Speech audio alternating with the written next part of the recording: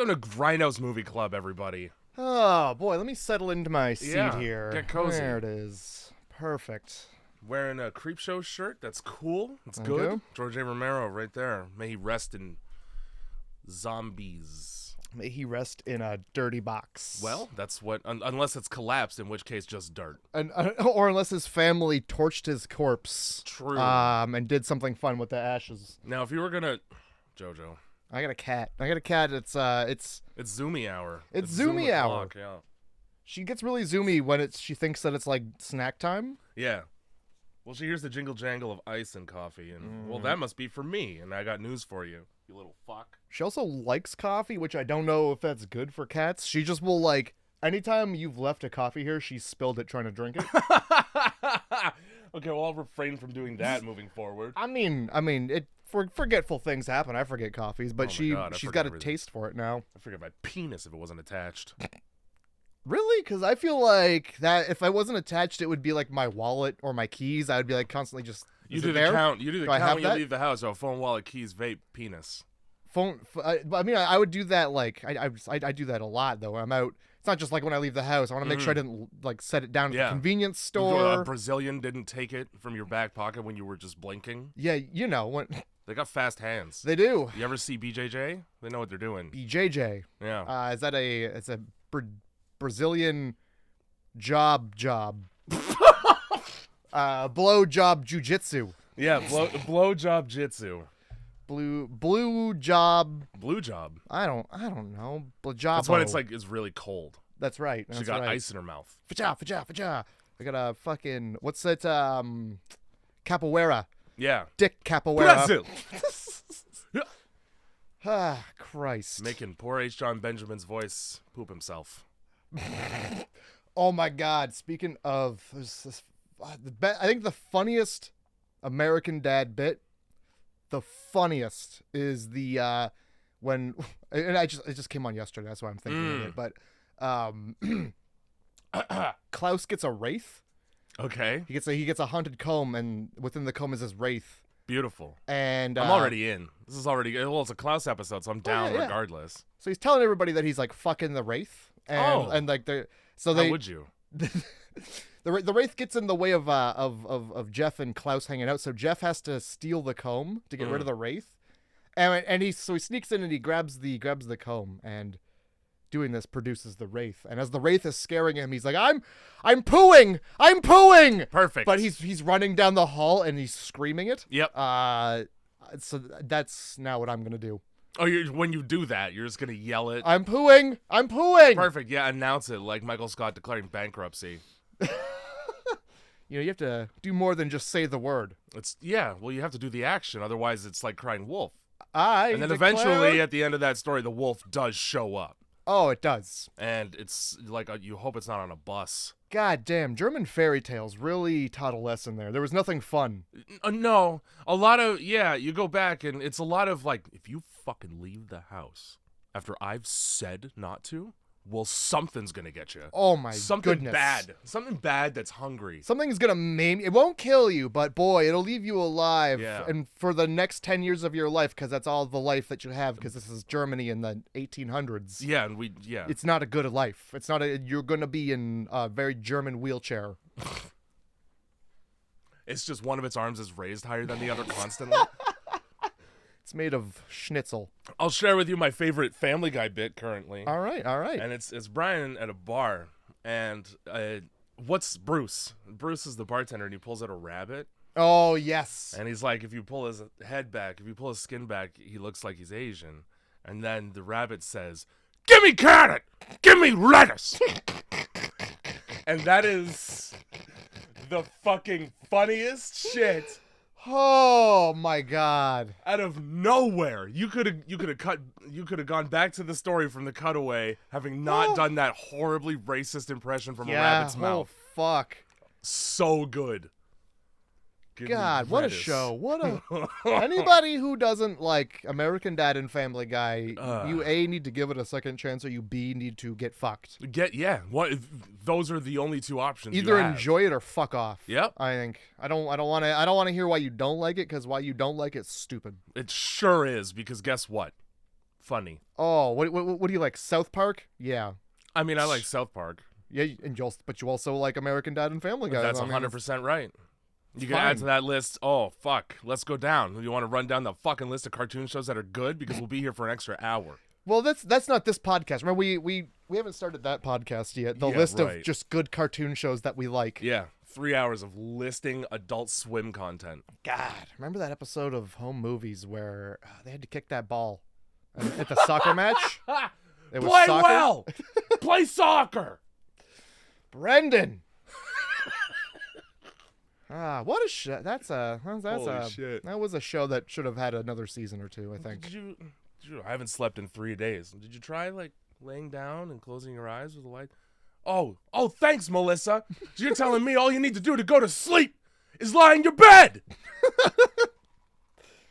Oh my God, go watch that show too. Yeah, watch Home Movies. a good Everyone, one. watch Aqua Teen Hunger Force. I won't say it again. I will. I'm I'm definitely gonna say it again. There's a thing that King Cobra. I watch King Cobra. Yeah, a lot of people aren't gonna know what that is because That's it's still fine. pretty niche. Don't know what it is. It's even better if you don't. Yeah. But I've clocked him saying he quotes Home Movies sometimes. No shit. He says like stank on rice, which is apparently a quote from Home Movies. I do not remember that specific If you- scene of Home Movies. If you Google it, I'm pretty sure it just says, I think it's a Coach McGurk quote maybe. You give me a fucking second. Yeah, you you entertain Google everybody it at up. home while I Google this quote because the second I see the episode title, I probably have half the dialogue in my head. Look, I don't watch a lot of YouTube these days, but there is a gentleman out there living in a trailer in the middle of Wyoming, and his name is Joshua Saunders. And this is why I'm telling. Okay, two things. This is why, first of all, Joshua is notoriously a horrible name. Joshua Fay Saunders. And Saunders is a horrible name for... Why the fuck has he got a fairy for a middle name? I don't know. I don't know. Either way, look him up. King Cobra JFS. Stick to his food videos because I'll tell you what, his other videos are him being far too drunk and just saying things that I think when he says them that he means well, but he sounds really stupid and just like very sexist. It's great. I noticed that the drunker he gets, the more his opinions become bad. That's true. And he's more willing to loop the same phrases over and over again for like an hour. The drunker he gets. Love it. Not- It is apparently indeed in a Home Movies episode, but it won't tell me what episode. Of course. Apparently, Writer's Block or Pizza Club. Okay. Well, I mean, you got some homework to do then. I do. Well, I know both of those episodes very well. There you go. One of them is about Louis C.K. is the voice of Brendan's father, and he's trying to get back into his child's life, so they have a pizza club, and Coach McGurk feels left out because he always thought of himself as a father figure despite being a fat Scottish man. Yeah. Okay. Who's All right. Drunk. Well, fucking write in if you know what we're talking about. Yeah. grindhousemovieclub@gmail.com I think is the email. We don't say it enough. We never do. Yeah. grindhousemovieclub@gmail.com. Is that what did I say something else? No, I was Okay, just good. repeating it All right. Yeah, write in. with emphasis. Tell us all about how much you love Home Movies and American Dad and Family Guy, but then Yeah. also like throw a couple movie suggestions our way. And you know what? If you want to go so far, provide a reason if you dislike either American Dad or Family Guy, and only if it isn't, well, that's not very inclusive of comedy. It's very not PC. You're making fun of marginalized groups. And if you're going to sit there and tell me you don't like the flashbacks, let me tell you, you do. Yeah, You actually do. I mean, fuck. What?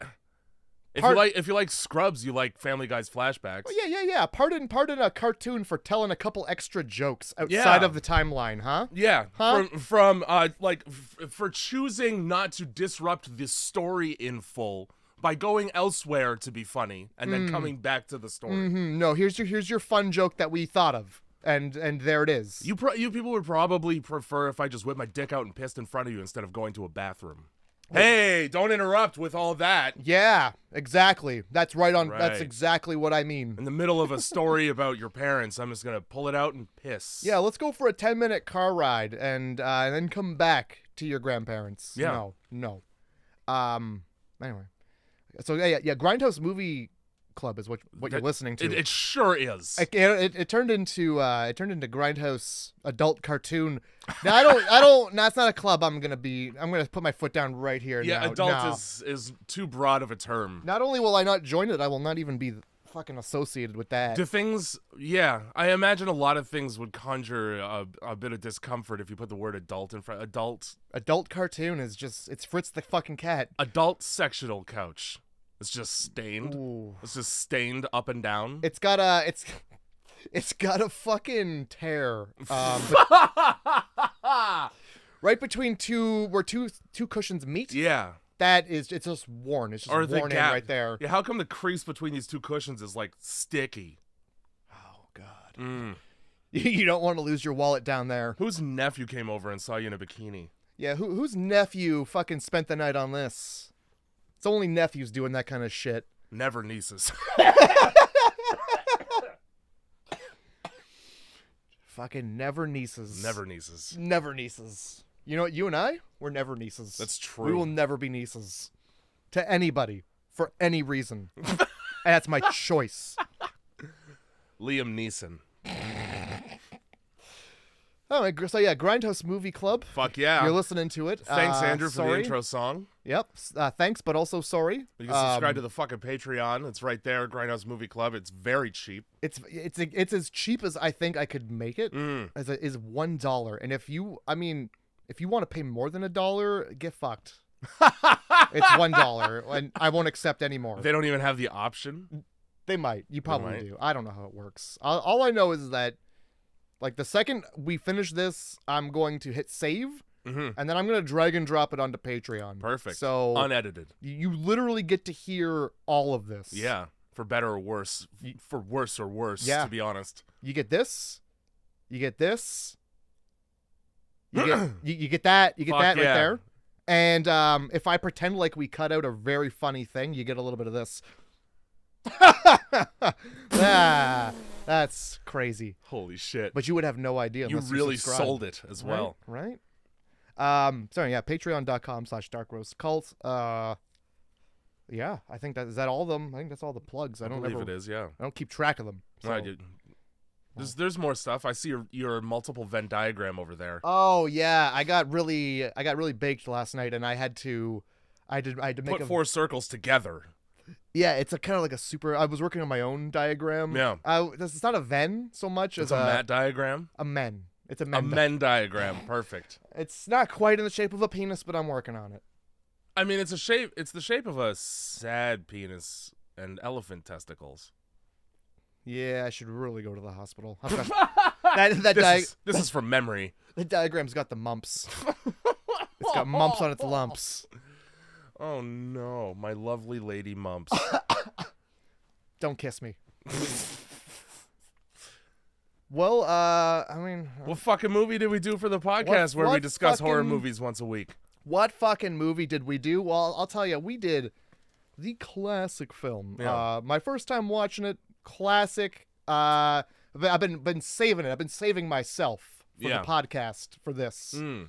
Virgin. I went Pure. in, and then I did a little second dip my toes in again today. Pure and chaste entering into this podcast. Alien. Mormon. Mormon aliens from 1979. That explains why there's so many of them. That's why they're always ringing the fucking doorbell too. You got eggs everywhere. Eggs and just crazy TLC families. I had a fucking Sister wives and whatnot. We just did regular Alien, to be honest. Now, yeah, that's right, with Sigourney Weaver and some other people. There's a guy in this movie, Kane is his name. Couple guys. Yeah, there's a bunch. One in particular, and this is fucked, but like this movie's from '79, so watching it and seeing how young people look, having seen them now or in the past 10 years even, is insane. Yeah. Everybody looks young and spry. You're really reminded of the passage of time. The fucking Ash, he's in a Johnny Depp movie called From Hell about Jack the Ripper, where he's Jack the Ripper. and time really drug him toward the ground. Well, I'll tell like you what. physically, in terms of his face shape. Robots don't age, my friend. Yeah, this one does over time, slowly. I don't know. I don't know any of these people are in. They're in movies. I don't They know. are. Kane is also in Spaceballs. Okay. He's Kane in Spaceballs. Cool. Same name, and it's in space. Same. And then Right on. he flips over. The alien comes out of his chest, and then it does the like the Warner Brothers frog, like "Hello, my baby, hello, my dog," and he goes, "Oh, not again!" And that's the end of the movie. Yo, that's amazing. I've seen Spaceballs once for like half of it. Oh, then yeah, you would have missed it because it's right at the end. The only thing that I found really funny, well, two things. Rick Moranis' giant Darth Vader helmet and Comb the Desert. Oh, yeah. That's hilarious. Yeah, oh, yeah. And they just have a big old comb. Mel Brooks is kind of a legend. Oh, yeah. Blazing Saddles, bro. Young Frankenstein. Most of Blazing Saddles. Most.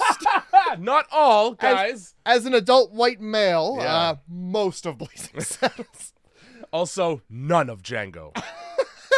Some of Django. Just a little. 30% of Django. Just a little of Django in and around Leonardo DiCaprio saying whatever it is that he says. Yeah, some bad things.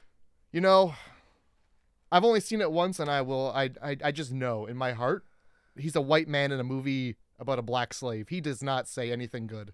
For everybody up on U.S. politics, when Kamala Harris was announced as the running the candidate for president, a lot of posts with the clip of Leonardo DiCaprio saying the right one of those. Oh. A lot of posts.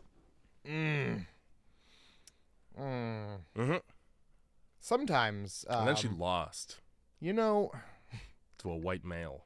If you're gonna be in a movie, yeah, you should probably like check the script out and be like, I don't want that. You know, I could almost guarantee you he did, and he went, good. Oh, no. I'm sick of them being the only ones allowed to say it. Well, yes, the problem is now there's that GIF. There's that. I don't know how the fuck did fucking Picard get away with saying it in Green Room, and we're not seeing that GIF. I had this conversation earlier.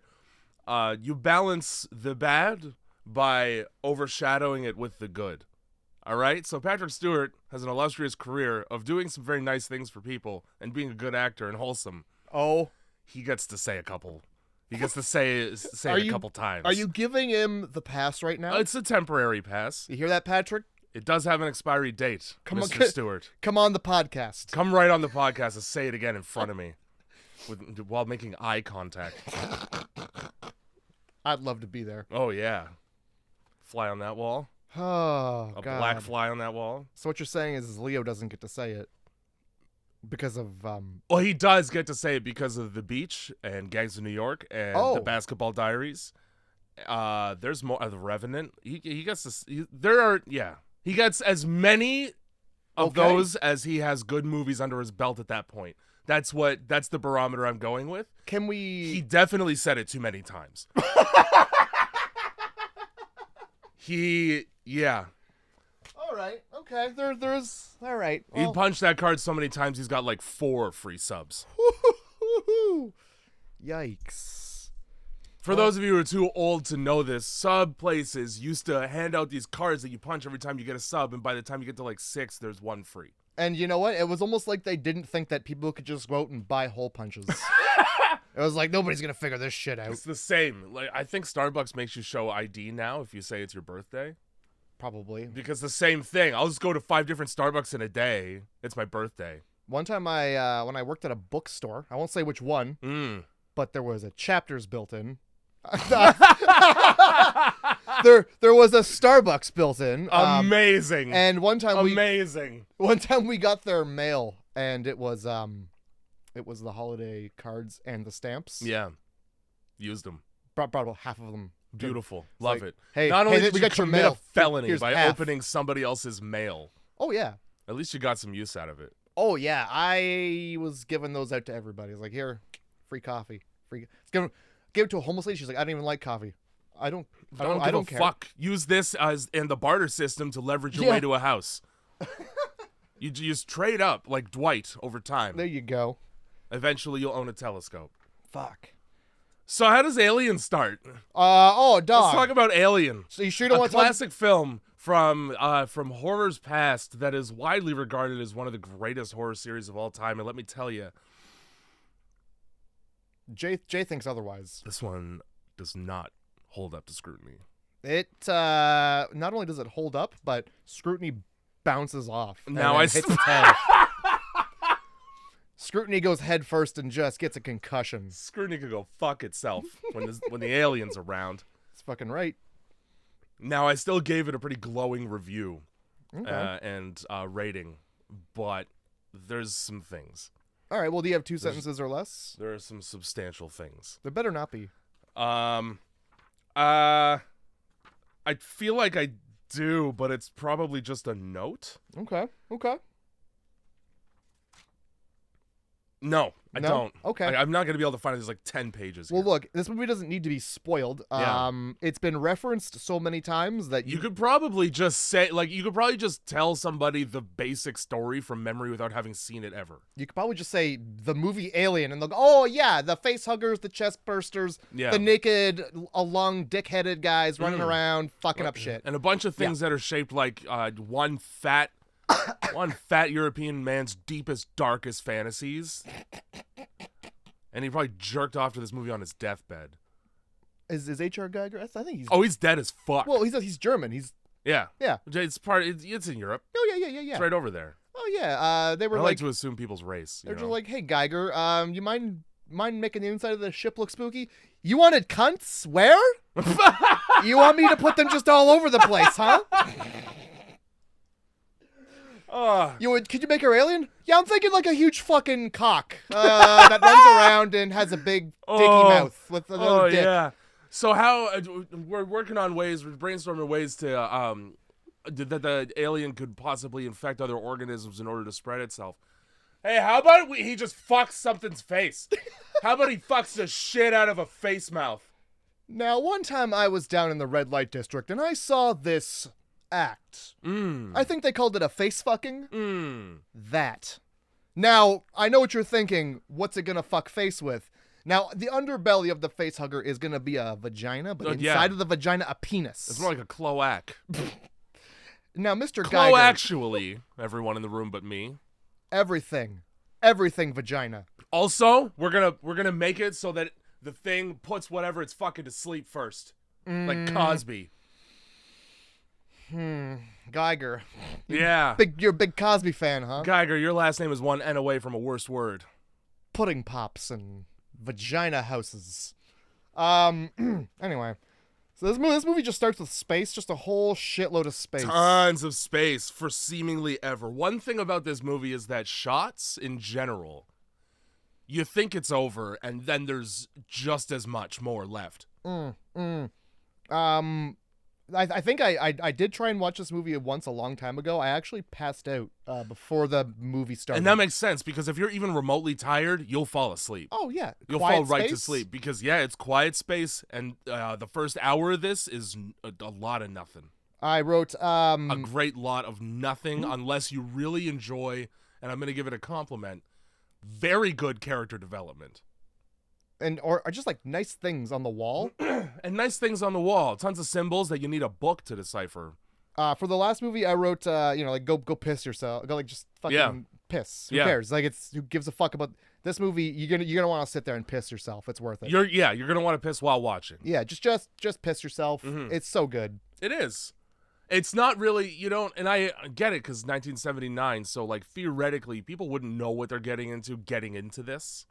So to just get a full hour of people essentially, and I appreciate the realness of it, because two laborers complaining to the rest of their crew about how underpaid they are comparatively is like something I go through every day of my fucking life. I fucking love that. I have to hear that all the time. No, you guys are making so much more.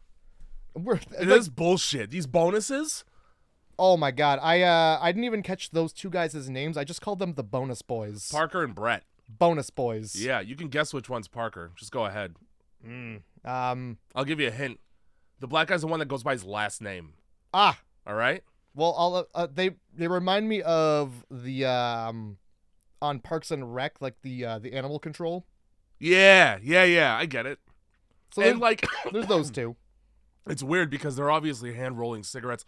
First of all, smoking on a ship, smoking on a spaceship. We're gonna start there, and we're gonna go down a rabbit hole of things that would not happen on a fucking spaceship that happen on a spaceship in this movie. Let's start with hand rolling tobacco cigarettes and then smoking them. Let's in start an with it. enclosed space, you can't open the door and air that out. You can. Too much of this ship is white to have 4 people smoking on it the whole trip. All right. That would be stained brown, like hardwood flooring. Yeah. Everything. You raise a good point. Everything the light there. touches is our stinctum. There's some like text I think that pops up on the screen. It basically describes everything you need to know. Yeah, I liked that. I can't do anything anymore without seeing other things in it. So the intro, like the title screen of this movie, is just lines. I love it. It's great. So good. Problem is, Best logo. in my head, lost meme. Oh, yeah. Oh, it's just the lost meme. It's the yeah. Until the words form, or the word forms itself. God, that's such a good show. You know? I gotta watch that. Not Lost. I mean Lost, the Ethan comic where his fucking wife has a miscarriage. Oh. Yeah. Because if you boil it down to its minimalistic yeah. points, it's just lines horizontally and vertically Yeah. for 4 panels. And then it's Stonehenges that got the same lines. Too. Yeah. I see. Here I was. I'm like, yeah, man. Lost is. Let's talk about Lost a little bit. No, I mean that show just got onto Netflix, and I'm gonna watch it again because it's been a minute. I don't think I ever finished it because I got pissed. They killed off Dominic Monaghan, and I was like, "Fuck this show."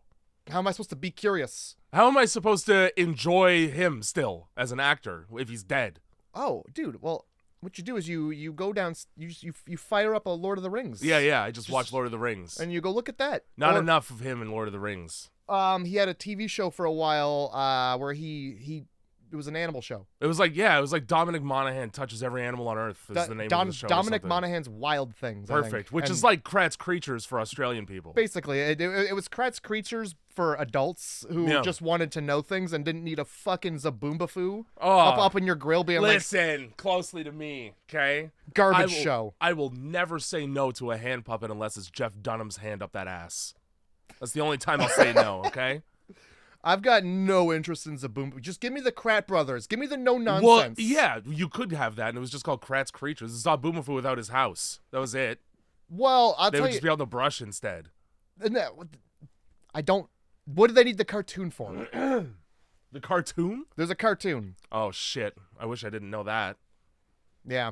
No, I much preferred the live. They would just bring the weird ass animal right into just a place they had that looked like. Remember the children's museum and the big tree with the slide? I remember like on the second floor there was this big fucking plastic tree that had a slide through the middle.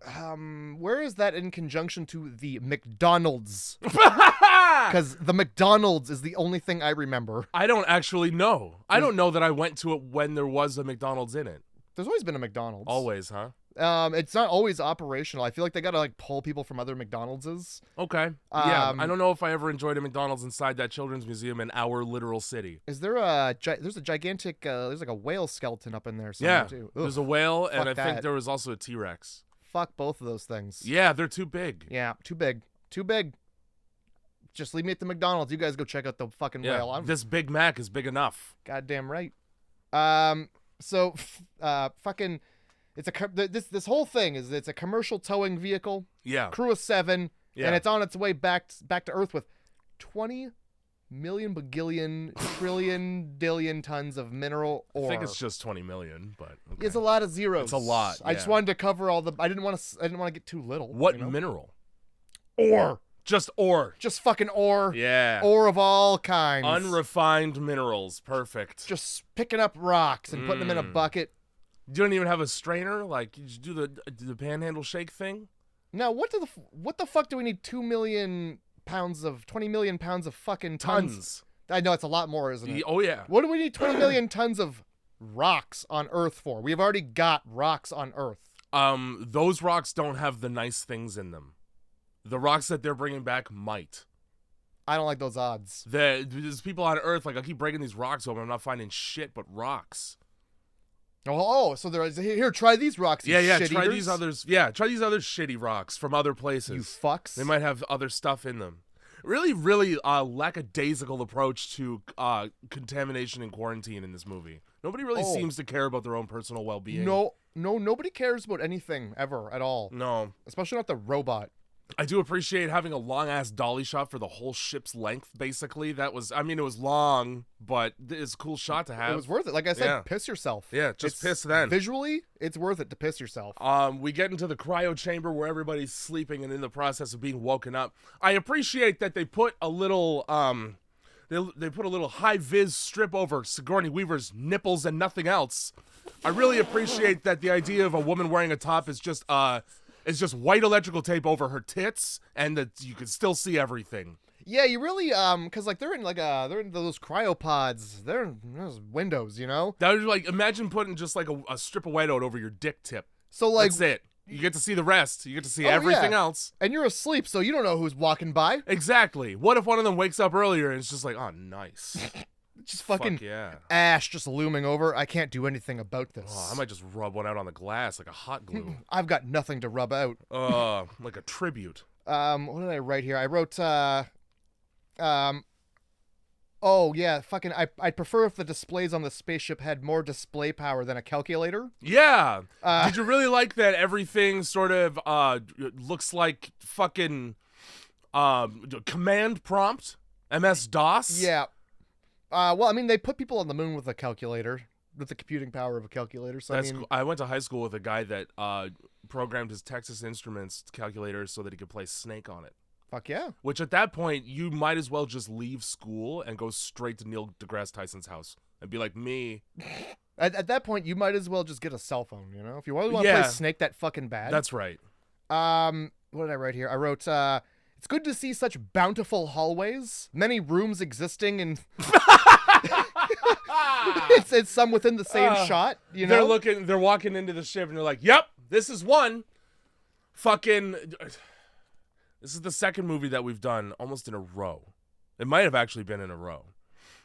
We did Dracula 3000 last time, right? Mm-hmm. Okay, in a row where, and I can only blame you can't even blame the period in time because Dracula 3000 was what, 2001? It's very recent. Why does every spaceship and every sci-fi horror before 2010 just look like the basement of a cruise ship? We have pipes, just round pipes, grates on the ground to walk on that are rusty as fuck. Here's my question: where's the fucking water coming from? Well, here's my question: what are you piping? Scrub that also. Steam apparently. Oh yeah, all the steam produced on a fucking spaceship, huh? But the steam's not quite all that hot because as later on you find out you could just stand in it. Teething with steam. Yeah, tons of steam. This is a steam-powered spaceship in outer space. Well, my question is how come every fucking intergalactic spaceship going from planet to planet looks an awful lot like a public school library computer room from the from the 1990s. What the fuck? Or a mental institution from right now. That's the other thing why is every room padded like you're worried about people bashing their head off the wall until they die. The fucking mother room is just, yeah.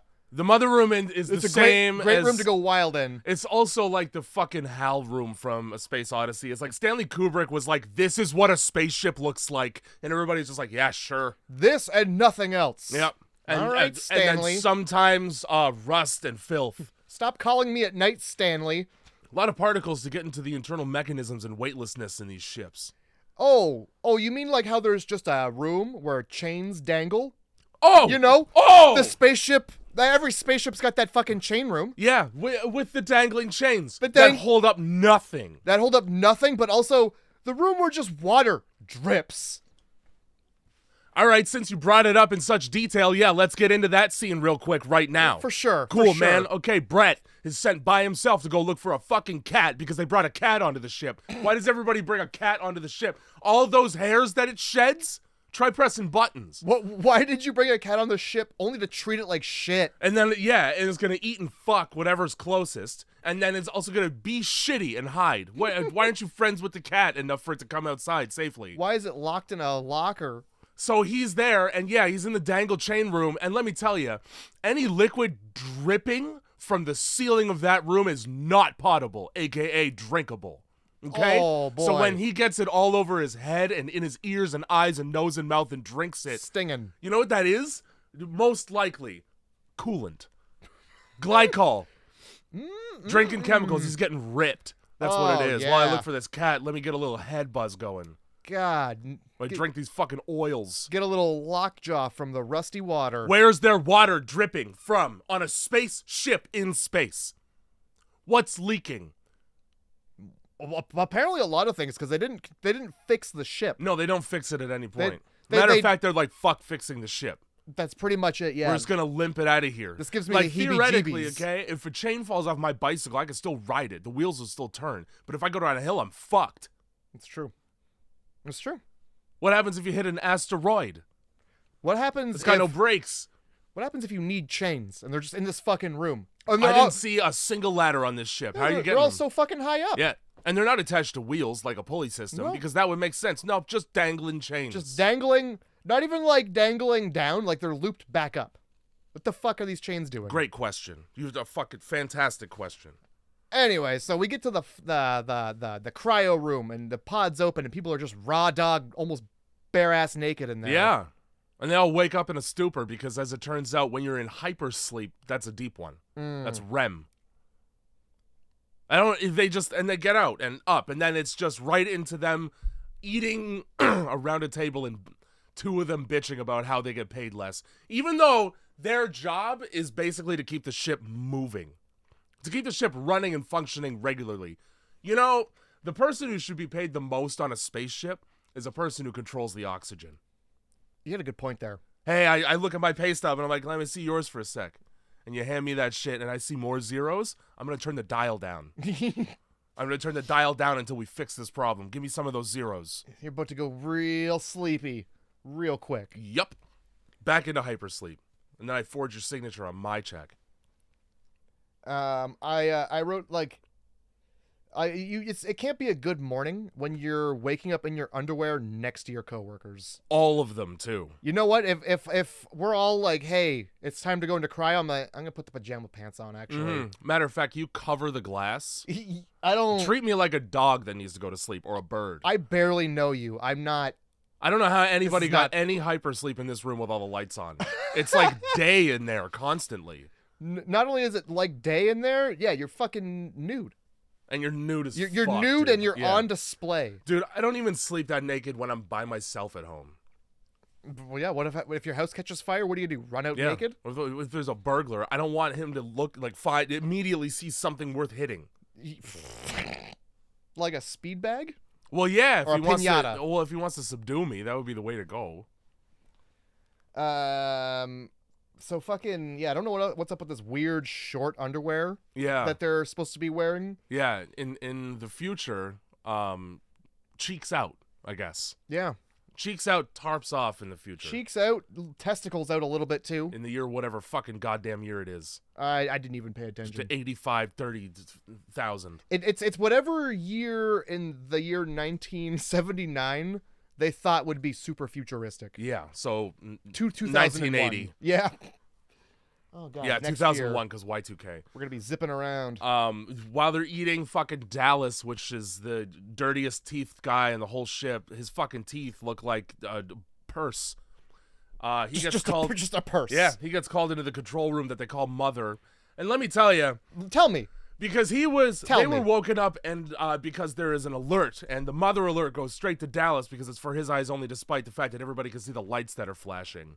So he goes into the Mother room and he types in, "What's the story, Mother?" Now, I fucking hate when in movies computers talk like they're human. Because that's super inefficient and language is imperfect, especially English.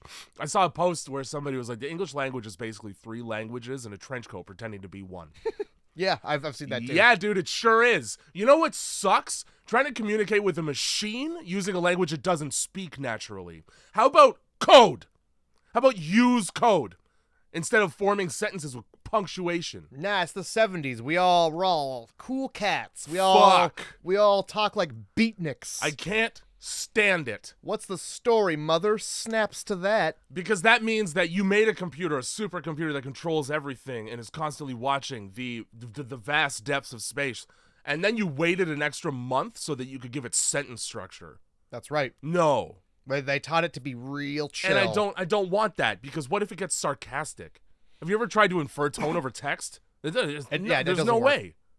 Yeah. All right, fine. Somebody throws a rogue period into a text message, you think they're pissed at you. And that's two people talking. Well, how about this? Here's a movie.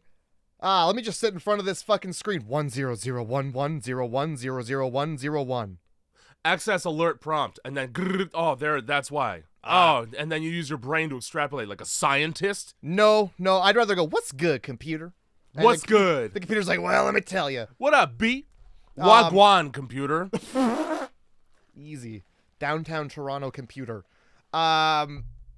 This fucking computer is it's a whole thing. It's called Mother. It sure is.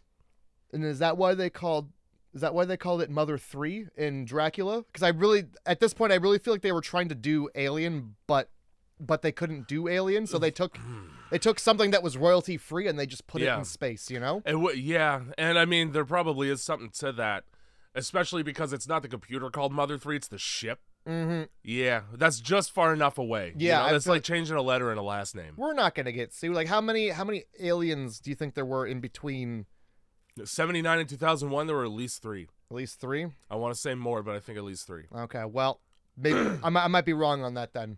And not necessarily, because if Alien 3 came out around the same time, then why not call it Mother 3? That's close. Mm-hmm. You know, that's even more referential. There's already been a Mother 1 and Mother 2. Yeah, and then you get the added bonus of tricking people who are watching it into thinking that it's like a good movie. Right. And they're like, oh, well, fuck. If it's Alien, I'm going to sit in here. Mm-hmm. And just like, well, they call it Mother 3. Maybe Ridley Scott collaborated on the script or something. No. Oh, yeah, maybe we'll get some Geiger-level vaginas to look at. Both of those people, if they collaborated on this script, it was in the form of toilet paper. Where they just took turns either coming or wiping with it? That's right. Yeah. Same script for both. And just like, here's Geiger, you wipe, and then I'll wipe. Yeah, and then we'll both wipe together in the same room. What if we just unravel everything and you start wiping and you pull it through, and then I'll start wiping and we'll just pull it through so that I'm wiping with what you've wiped with. Will Lady and the Tramp our dicks together? Well, I mean, Lady and Tramp their buttholes together, I guess. Okay, yeah. With wiping. Yeah. Pretty gross. It kind of sounds like you're just sharing what you're wiping with each other. Still better than Dracula 3000. That's true. Still a way better experience. So they fucking learn based on looking at outer space that they're nowhere near our solar system, and that's a problem. Oh yeah, why did we wake up so early? Why did Mother wake us up? It's not school time yet. Well, heads up, there's a derelict ship, and part of our contract states that if we get a distress message, a SOS in space from a ship, and it's in plain English that we can understand, it's not in English literally, but you know what I mean. It's in boops and beeps. Yeah, that we have to go get it or else we don't get paid. And let me tell you, the one black person on this whole ship's like, I have no interest in saving a single fucking stranger. I want to go home and get loaded and probably bang ass. And then one guy, Ash, the android, which we find out later, but it doesn't fucking matter because he doesn't display emotion one time, so you could guess it easily, goes, well, then you won't get paid. And he goes, haha, just kidding. Let's go rescue them, right? We're doing that, obviously. Yeah, it doesn't take much to convince him. Yeah, I think in the future, crack's pretty expensive. Or ass. Or both. Ass Crass. could be...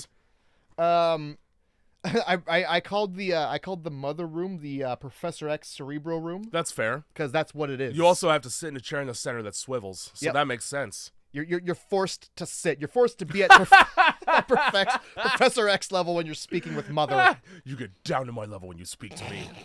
You look me in the eyes and put a blanket over your polio legs. I brought an extra one. Amazing. So fucking that's that. We're on our way. How about this? Let's just fucking detach from this 20 million ton load Yeah. of just dirty old ore. We leave that dangling. Let's just fuck off from that. Mm-hmm. And For it let's, to float around through deep Yeah. space on its own idly with no control over it whatsoever. yeah, before even reading this message. Yeah. Before deciphering this message. Before even, oh, there's a message, let's go. That all makes sense. Yeah. Who do we leave the message for? Oh, Ash, he'll cover it. Yeah. He'll cover reading it. Oh, for sure he will. And he's going to be really truthful with what he comes yeah, up he'll with. be forthcoming with the information that he read on screen, I'm sure. Absolutely. As all men who look like he does, who never ever take their fucking uniform off. No. Like a Nazi. Or apparently sweat. Also, they never sweat, even though this is the hottest, sweatiest ship if you're Parker.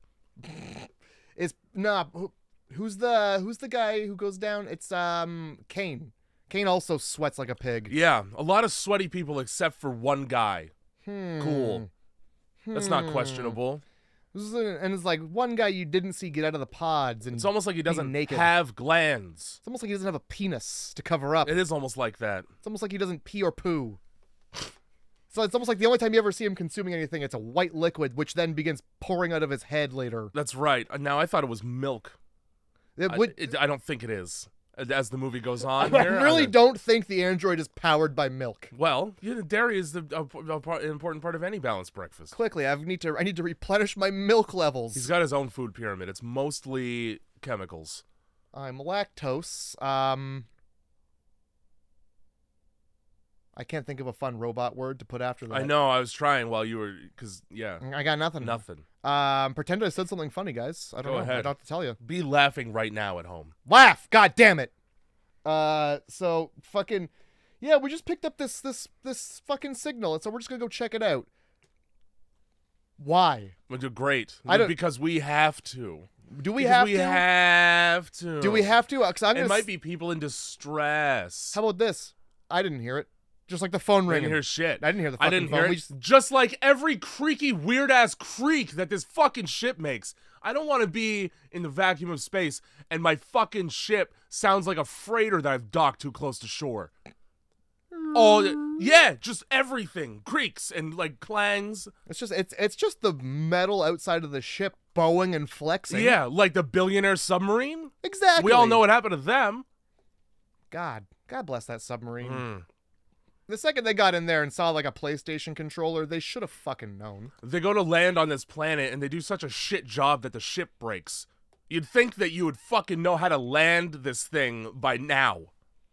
You would think zipping around space long enough, hauling tons of ore, millions of tons of ore back and tens forth. of millions, if you will. You might find a better place to land than just on a bunch of fucking rocks. I gotta be honest, I can parallel park, and there's nothing but skateboards in my car. Let's use our brains a little bit. Look at that big crashed ship on those fucking rocks. Yeah, land somewhere flatter. How about we land as fast as they did, as hard as they did, right on those fucking very rocks? Yeah, worked out well. Put the foot down right on one rock, and then everything lands off kilter and breaks. Here, how about this? How about we just drive as fast as we can into a brick wall, and that's where we park. Fuck yeah. And then it's all good, though, because we got Christmas lights, white strip Christmas lights, attached to the bottom of the ship so that we can see the ground we're landing on. Yeah. Yeah. You might as well just have fucking string lights from the dollar store on the bottom of your ship. They literally, that's oh my God, yeah. They even are like, they're not even like a straight line either. Nope. They're fucking they're hung with like a staple gun. Yeah. Like somebody was on a ladder outside of a house just trying to get it done. They didn't listen to the poem, dude. It was not hung with care. No, it was hung with get this done.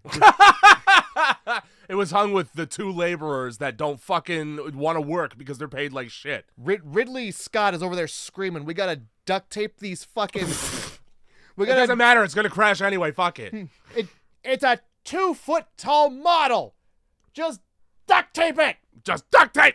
Because like at the end of the day, it's a fucking model, right? So fuck, they go down and they're like, okay, well, because you landed this like shit, we're now stranded for probably 25 hours. Yeah, just a little... Just ballpark it. I like that. A quick repair is all. And then again, because Sigourney Weaver's... just decides that she's important enough to go down to the mechanics and the inner workings of the ship. She's like, I'm on my way down. So two things right away that are so tradesperson, which is what these two, Parker and Brett, really are, like at their core. Estimating how long a repair is going to take at like 17 hours, and it was something like that. And then the other one going across the radio and be like, yeah, it's going to be about 25. That's just lie. Whatever you think you need, add 20%. That's just what trades are. Hey, I need this bathroom put in. Do you just, like, could you give me a rough estimate of how long it's going to be? And you do some math on a notepad and you go, well, it's probably going to be like an hour and a half. I think probably 2 days. I'll quote you like 2 days. That seems fair. Perfect. I'll get it done this week. You better, are you getting paid by the hour? Oh, you bet. Oh, good. Yeah. So it's going to take me the end of time. I'm going to be here. It's indefinite.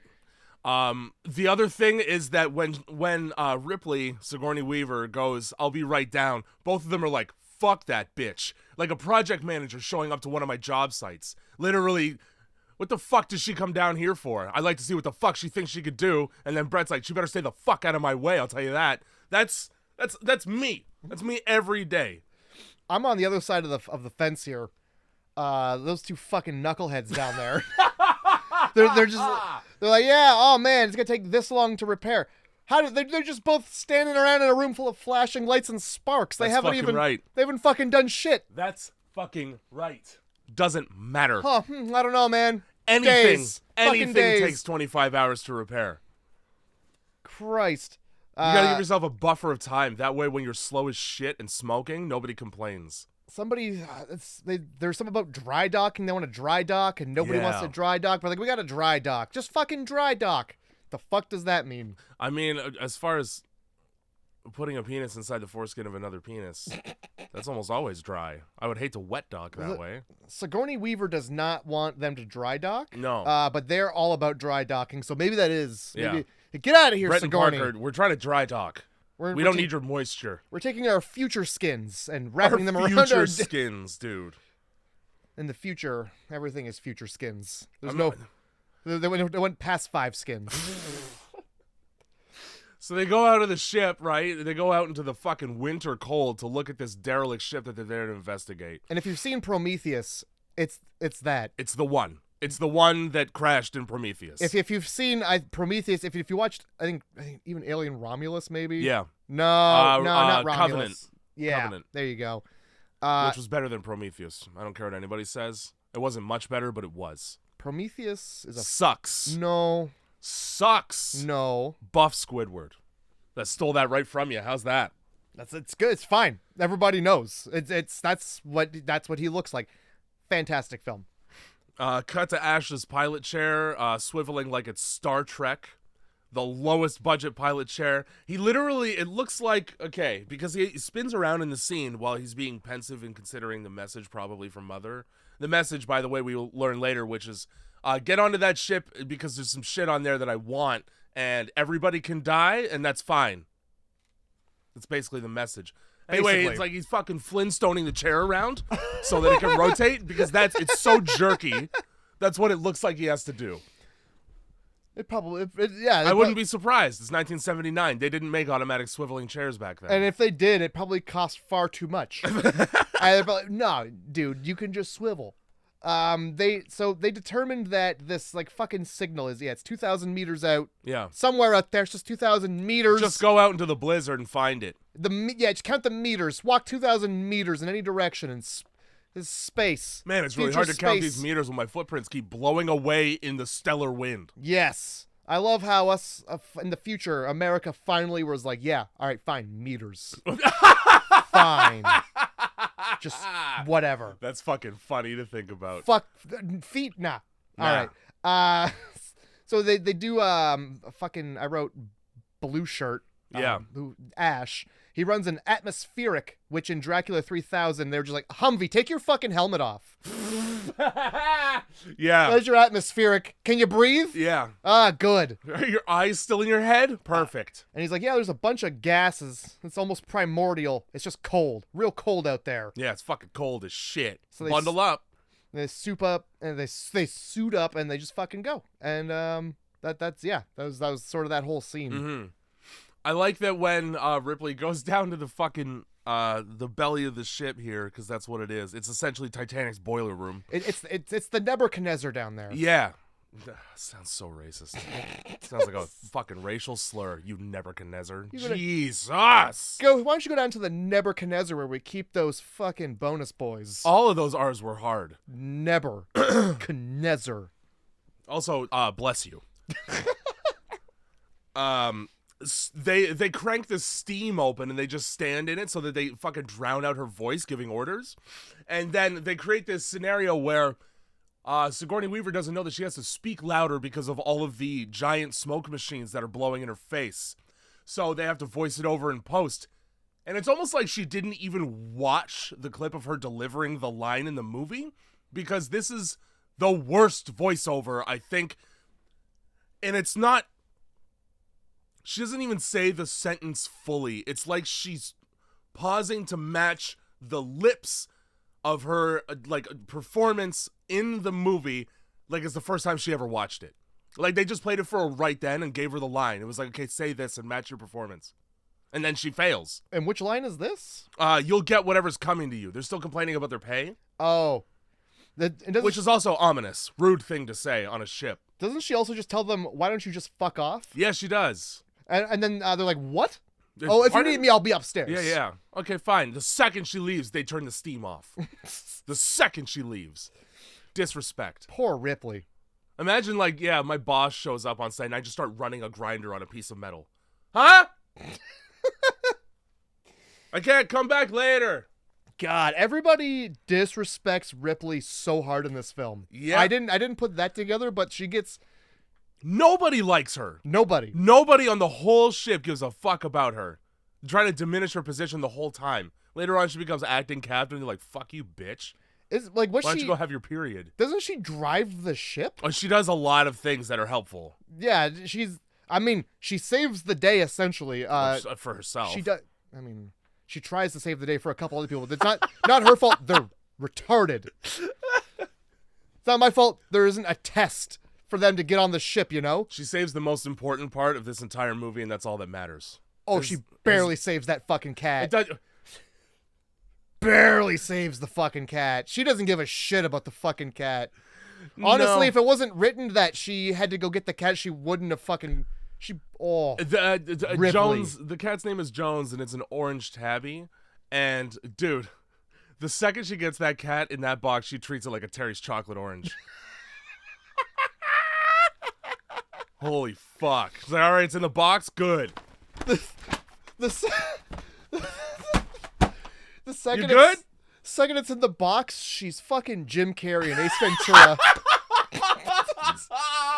Fucking lets the elevator door close on it. Fuck. Punts it across the fucking apartment stairs. Like she's got 40 Polaroids in there.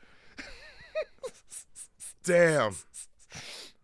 Fuck. Oh, God. So this is where Ripley attempts to interpret the signal. Yeah. Because nobody else fucking has. It's weird, right? You'd think on a ship full of scientists, some of them might give a fuck. Yeah. I think I would very much want to know. Before I go there? Yeah. It's a 2,000 meter walk. How about you tell me where I'm... Before I walk this. Before I'm fucking halfway to Mordor here and 2 you kilometers. find out it's bad news. 2 kilometers, also known as 1.5 miles, I think, or like something like that anyway. Maybe just a mile, either way. That's a long fucking walk, dog. It sure is. It's 2,000 meters, That's Jay. just over a third of a 5K. Oh, is this for cancer? You better give me some money at the finish line. That's 1,000 meters twice. Yeah, That's lot. That's walking 1,000 meters and then walking back, except it's not, because it's walking 1,000 meters and then another 1,000 meters. Yeah. And then 2,000 meters. That's a 4,000 meter walk. You ever get that spontaneous desire to go for a long walk, and then when you're finished with wanting to do that, you have to go home now? Yeah. Because fuck that walk back. Tried to walk. We went camping in the summer and there's a lake. Tried to walk around it. It was described as not that long of a walk. By who? Because I think I know exactly where you're talking about, and let me tell you, that walk is the distance between 2 large cities. Oh, yeah. I think we got, I don't even know. We're like, oh, this has got to be halfway. Fuck it. Turn around. Yeah. No, we weren't even a quarter. It was fucked. Jesus. Remember, if you're gonna walk somewhere, you gotta walk back. I know that walk too, and like I don't know anybody who's ever finished it. I do, Oh. and they're a stupid bitch. Perfect. So there's that. At least we know where they stand. I like that. Okay, the inside of this ship and shit, and the outside of it even, because it's one of the greater things about this movie is that all the effects are practical. There's not really a lick of CG in this. This is like before they bothered to do stop motion with anything. Yeah, which Love is it. great. Huge Oh, fan. it's so good. Especially when you have a decent budget. The inside of this ship looks massive, partially because it kind of is, but ultimately it's just a large room. But the way that it's shot is like, okay, important shit in the foreground, and then this fucking gigantic background that you just get to watch like the characters move through, which makes everything look way bigger as well. Do you know what else they did to make everything look way bigger? Did they, I don't know, put my penis next to it? Is this the scene where that was a funny ass joke. I want you to know that. It was. I have to skip over it, because if you're talking about, this is the scene where the space jockey is what it's called. Yeah. They use children, instead of. Yeah, they put perfect. children in spacesuits. That explains everything. You can tell by the way they walk like toddlers. I did not know that. I just figured they were being careful. No, they all have a toddler-like gape as they walk. Yeah. So no, they didn't put your dick in there. Actually, The word you're looking for is gate. that's what I say. Gape. Yeah. Oh, whoops. When talking about toddlers. I was the space between their legs, like you know how. Yeah, again, important to specify between those two words. I'm talking about the knees. You know how there's not further up. Yeah. Fuck you. Woo!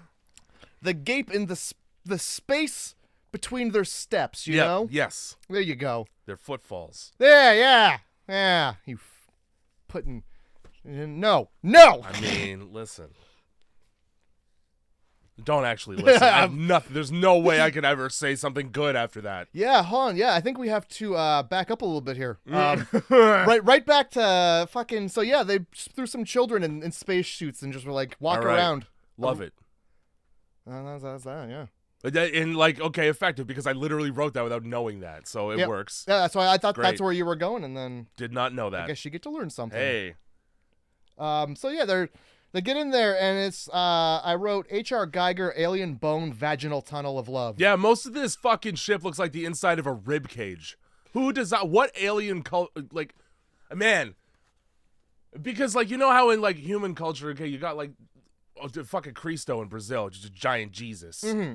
And you got places like China and South Korea and shit where like Cristo is the size of the toe of the statue they've carved out of marble. Like they're that big, and they're kind of creepy when they're that big. Oh boy. Ominous. Very so ominous. like, what alien culture is like, man, I fucking love the inside of a human rib cage so bad, our ship looks like that.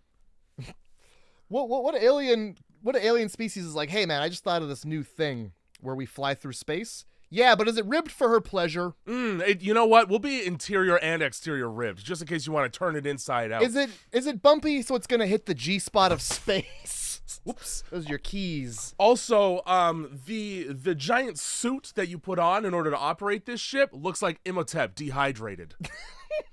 I think that looks might, like meat jerky. I think that just might be a dead person.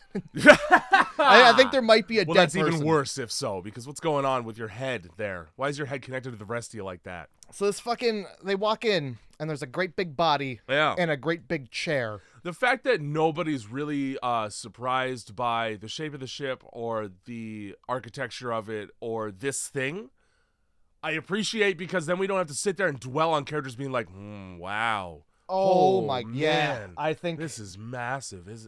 I never really thought about that, but they just walk in like it's fucking yesterday. Well, what do you think that is? Like it's a coffee shop they frequent. No, they climb right up there and they look at its guts. Yeah, and they go, gross, huh? Yep. Ugh. So the space jockey, I was showing Jay earlier, I got the comics. I've never seen the movie, but I got the comics. And in the comics, they depict this guy as like an elephant. It's got a trunk. It's very humanoid, but then it's long nose. But if you watch Prometheus, they kind of fucked that up by making it just a dude in a suit that closes around him. They in a make chair. it Hitler's wet dream. Just the whitest. Oh my! Well, what's his name? Purest. He's translucent. He's What's the dude's name? The robot in that movie, is it David? I think so. Yeah. I mean, he's just a Nazi. They didn't even put a hat on him. Especially given the fact that his favorite thing is another version of himself. Oh my god. He basically fucks it till he fights it. That's like what that movie is in the latter half, and it sucks. He fucks it till he fights it. Stupid. I want to sit there and watch Michael Fassbender, the wife beater, explain humanity to a clone. Love that. Anyway. Yeah. So he's not in the comics he's an elephant person, but they never go back to that. Yeah. And then they just never it's just not that. So it's just a fun little thing for you to think about. It was lore you shouldn't have changed. It was yeah. But then we wouldn't have these muscular ripped. dudes, just fucking handsome aliens. Deadlifting 360, Just one pull. Perfect looking, just I don't know, Chads. Just walking They are around Chads. They do Planet look Chad. like their name is Chad. In their fucking belly button ring spaceship. That's hilarious because that's what it is. Oh, it's a septum piercing. Oh yeah, it is. I like that. Yeah, Kane pretends to fall while he's inspecting the eggs on this ship. It was the most Pretends. Three Stooges ass, Abbott and Costello ass fall I've ever seen. It's like it looked like he slipped on a banana. Right. Yeah, it honestly. Oh, whoops! I'm falling. It almost looked like he forgot that he was supposed to fall and then remembered. Yeah. And then had to do it in a hurry. Yeah. Oh wait, like I'm supposed to slip here. It was a legitimate stumble, and then he corrected himself. He's like, "Oh no, I'm actually supposed to fall over. Wait, one sec. Oh, my back." Like he's committing insurance fraud. Like he's jumping on the hood of a car. He's got to make it look good for the camera. Mm-hmm. Some about the bone jockey. They were like, "Oh yeah, look at his bones are all bent out, like something exploded from the inside." Hint. I'm out. I am out. Oh. Yeah.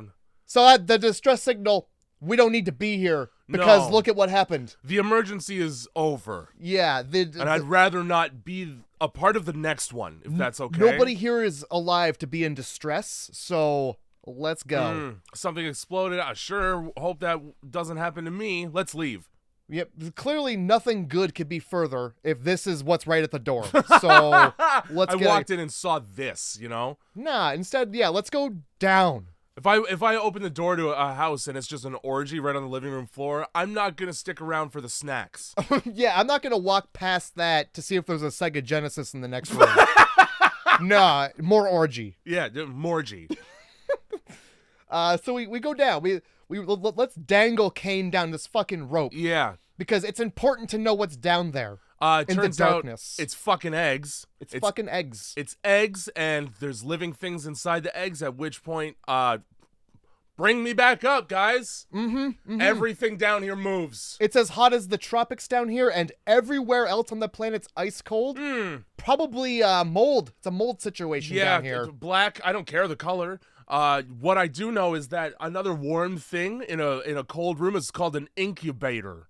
And I don't know what ink we're baiting, and I don't want to, so let's go up. Yeah, I don't want to bait nothing in this space because whatever comes out, it's just gonna fucking float around me. Or you jump on his fucking spacesuit right on the face and melt that, melt that right away. I like in the fucking 70s and 80s where we don't need a super loud horror sting when there's a jump scare. Nah, we just threw a face hugger at the guy. Yeah, and it just latched on, and that's that. Yeah. We'll figure it out later. The thing that kind of sucks is that most of Kane being attacked here happens, like, off screen. You don't get to see anything. No. He's just face hugged, and we bring him back to the ship. I was a little disappointed that we didn't see it melt through the helmet because, Yeah. that's what happens. If you don't know that it melts through the helmet, you're like, well, what's the problem? It's a glass helmet. But yeah. No, we just cut away from that, which is, There's also, he points out that there's like this reactive mist that's just, it's like one layer of and it's a layer of mist and it reacts when he touches it. Leave. Yeah, man. Something's What's that in the air? Yeah, it's reacting. That's bad. I don't want things to react on this ship to me. Because you saw the dead guy. We all walked by the fucking dead guy that had something explode out of him. That seems like a pretty extreme reaction. Yeah. So I can probably predict what's in these leathery eggs. Yeah, there's a lot of objects down here. They're fucking leathery. Why the fuck? Why did the eggs look like the eggs from Godzilla 2000? They sure do.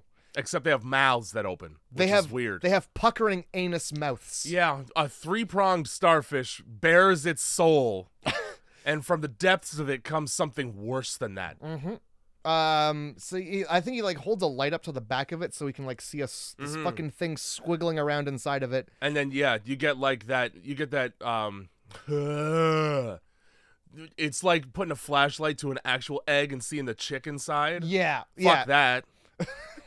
So like the math, like it's all here. It's not even like multiplication. This is simple addition. Dead body with hole. Yeah. Plus warm egg room. Plus things living in egg equal leave. But yeah, so many red flags. You don't have to pull the calculator out for that one. You know, some people say that in a sea of red flags, pink ones look white. No, this is crimson. Everything in here is blood orange. Oh my god. Yeah.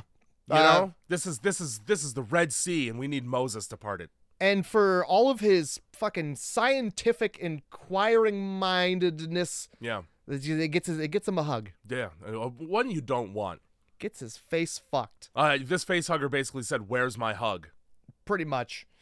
I think at some point in between here, you get the scene where Ripley's like, "I decoded the message, and it's actually bad. It's actually bad news. This is literally a warning for bad news." And this is where you're like, man, I wish we had just listened for a second longer. Yeah, boy, oh boy, had we just took a moment. Yeah. But the Ash is like, well, she's like, oh fuck, I gotta go tell them. And Ash is like, listen, if it's bad news, by the time you get there, they're already gonna know. I'm a robot. I don't care. Like, I don't have any emotion. Why would you? Here's the logical thing. Why would you do that? Yeah. Save yourself. 2 + 2 equals stay the fuck here. Yeah, have some fucking robotic logic here. It's obviously they're already dead. They're already fucking dead. Robogic. So I think from there it's just like they dragged him 2,000 meters back. Yeah, they sure did. You know what happens? Get left. All I get to see is your helmet. Okay, let's start with that. Your helmet has been depressed by acid. That's no longer intact, sir. We are on a planet with weird chemicals in the air. I ain't bringing you anywhere, bro. You're dead. Yep. And, there's something wrapped around your whole face. I don't care that somehow impossibly you're still taking full and complete breaths. You won't be for long. I, to be honest, wouldn't even be able to tell if you were taking breaths anyway. You're in a suit. Exactly. Well, I assume you're dead because how could you not be? Let's go home. Oh, yeah. I hear a scream from down in a black hole. I go, Kane? Kane? I get my scissors and I go, snip. All right, see ya. Yes. Whatever's down there, we don't want it getting the fuck back out. Nope. Snip. Great. And we go back to the spaceship. Where's Kane? Huh? My rope broke. Snip, snip. We ran a... Huh. I don't know. You know, when you tie a knot in a rope, you're compromising its total integrity by approximately 15% every time. We just did too many. I thought he was with you.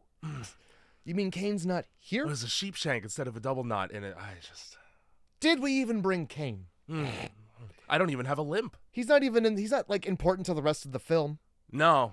Let's just go. All right. Nah, they fucking drag this limp Kane back 2,000 meters on an alien surface. I don't know how the fuck they so cleanly get that helmet off, but it's just off, and his face is perfect and immaculate. Not the part that's being hugged, but the rest of his head. They cut it off with a really dumb looking futuristic surgical saw. How it doesn't cut into the alien or the man? Great questions. We don't know. No. We don't know.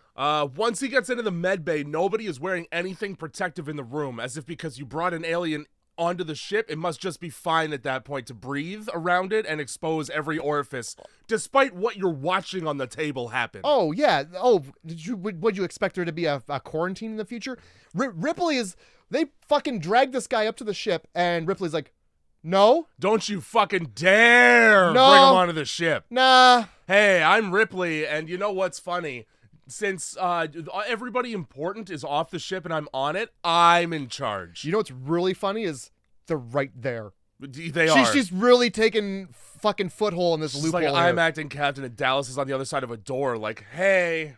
All he has to do is step onto it, and he's captain again. nah. 24-hour quarantine, actually. And then this fucking robot very illogically opens the door. Oh yep. So that's like the level of even the robot. It's like, fuck you, Ripley. Yeah, looks right at her while you know how like when toddlers like, Yep. don't touch that shit on the table, and then they just fucking stare right at you while they reach for it. Oh my god, yeah. Dude, sometimes kids deserve to be smacked. Don't let them in. Oh, you don't want me to hit this fucking button? Yeah, how's that for you, Ripley? Beep More boop like, bop, bitch. I'm an android. Oh, well, I don't know. In. I don't know how they got in, you stupid bitch. So let's just all stand around and watch something fuck a guy's face for a few minutes. We'll explore that. Wearing nothing but a smock and a flimsy cloth mask. Perfect. Yep. Perfect. Yeah, let's just have this just breathing the same air we're breathing. They try to cut it off and it sprays acid blood, okay, that eats through the hull of the fucking ship. But again, let's not add any PPE. No. Let's get out the hazmat suit. Nah, it's fine. Just don't touch it. Well, it's molecular acid. It ate through It ate through levels of the floor. What's a smock gonna do? Here's the thing.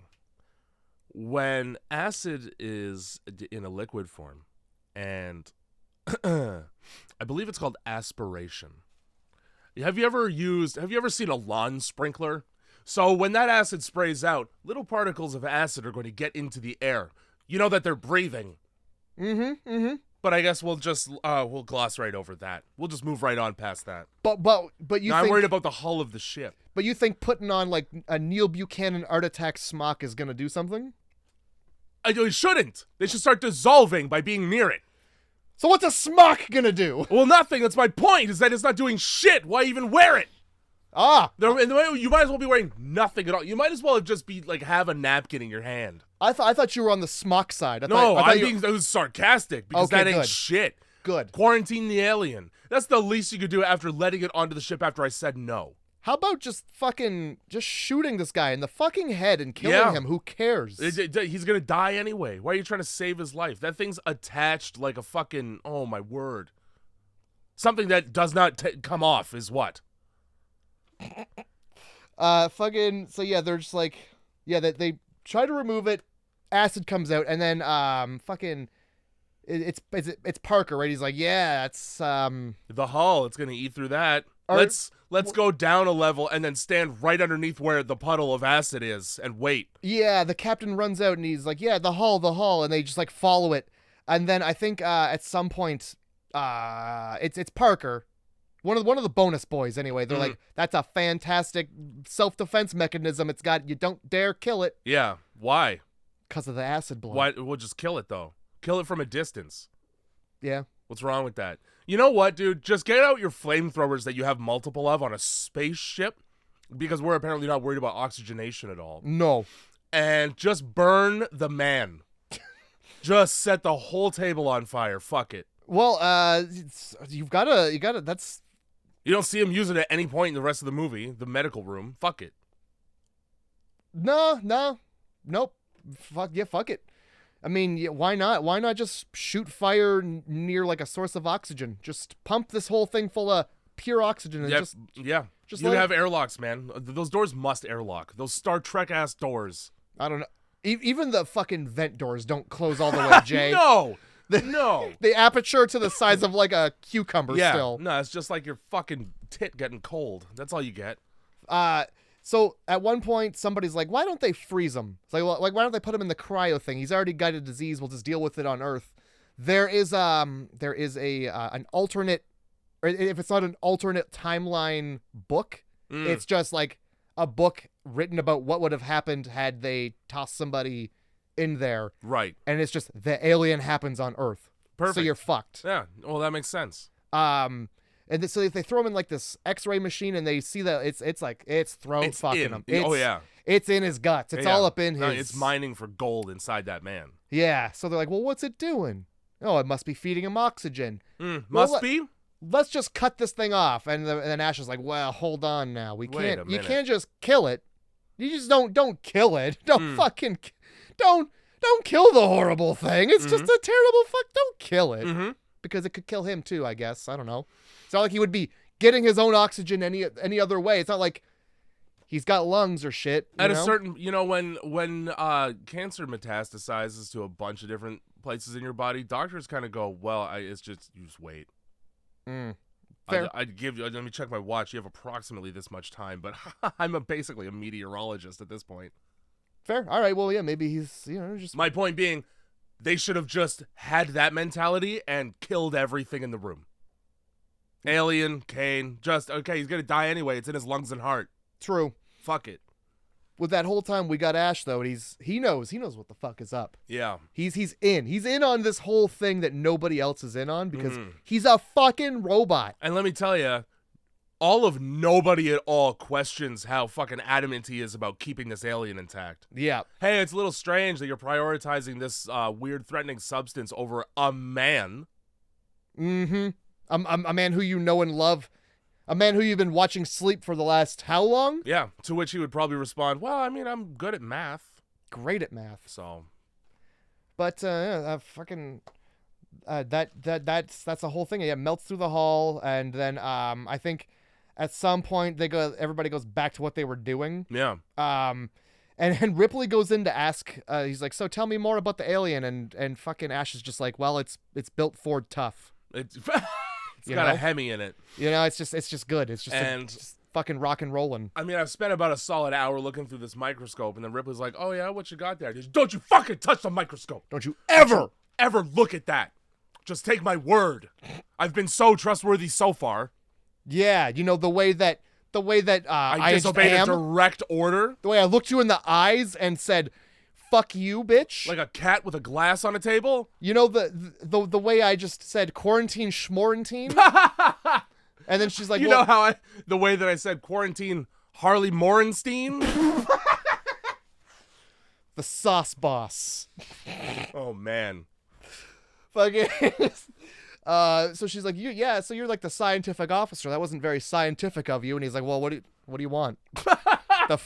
She's like, there's like a quarantine law. He's like, yeah, I know. Fuck it. I know all about that shit. I broke that fucking shit. It was right in front of you. I wanted you saw that me alien. do it. Put me in jail. See what happens. Yeah, I'm an alien. Or I'm a robot. I'll just fucking sit here. Nothing will happen. Yeah, I'll not even blink because I don't need to. Fucking, I think there's like a whole thing. Captain, and then we just cut to literally just the captain getting called to come take a look again, and like, hey, Ripley, meet me down in the place again. You were just there. Meet me there again now. Yeah, walk around a lot. And the facehugger's gone. Oh, where is it? Oh, don't worry. Oh, we're going to look around for 8 hours of on-screen time. Yes. We're going to look around super slowly for 8 hours. We want the viewer to know that we literally checked every nook and cranny. The only thing in the entire room that's not stark raving white, and you're telling me you can't see it just by looking from the doorway. Oh, look, there's the yellow and brown thing. The only thing of that color in this room. It's like the worst Where's Waldo. There's the dangly fucking many-legged thing. Yeah. That's the size of a catcher's mitt. There's no way you can't hear skitter when it does that. It's literally built to skitter. Yeah, might as well call it that. So yeah, let's look around, and at one point, Ripley's looking around in a corner too much, and Ash is like, no, you don't. You need a stick or some fucking shit. You need one. I've got a stick, Ripley, and you don't. I don't know what the fucking point was. I don't know why you gotta gender it like that. Just How do you know around. Ripley doesn't have a stick? She might. Ripley, you need a hard-on. And in space, no one can see your erection. Oh, in space, no one can hear you cream. Ew. That's my 2 sentences or less. All right, I like it. So we get a little fucking jump scare. It falls on her shoulder. It's fucking dead. First of all, it dangles down behind her, which I liked because you're like, oh shit, it's not dead. Yeah, and then yeah, cool. So how the fuck did? How'd it get up there? I mean, you're asking great questions. Obviously, somebody was just holding onto it and just dropped it, but like, it's like a bumblebee. It gets like 30 seconds after it stings you. Yeah.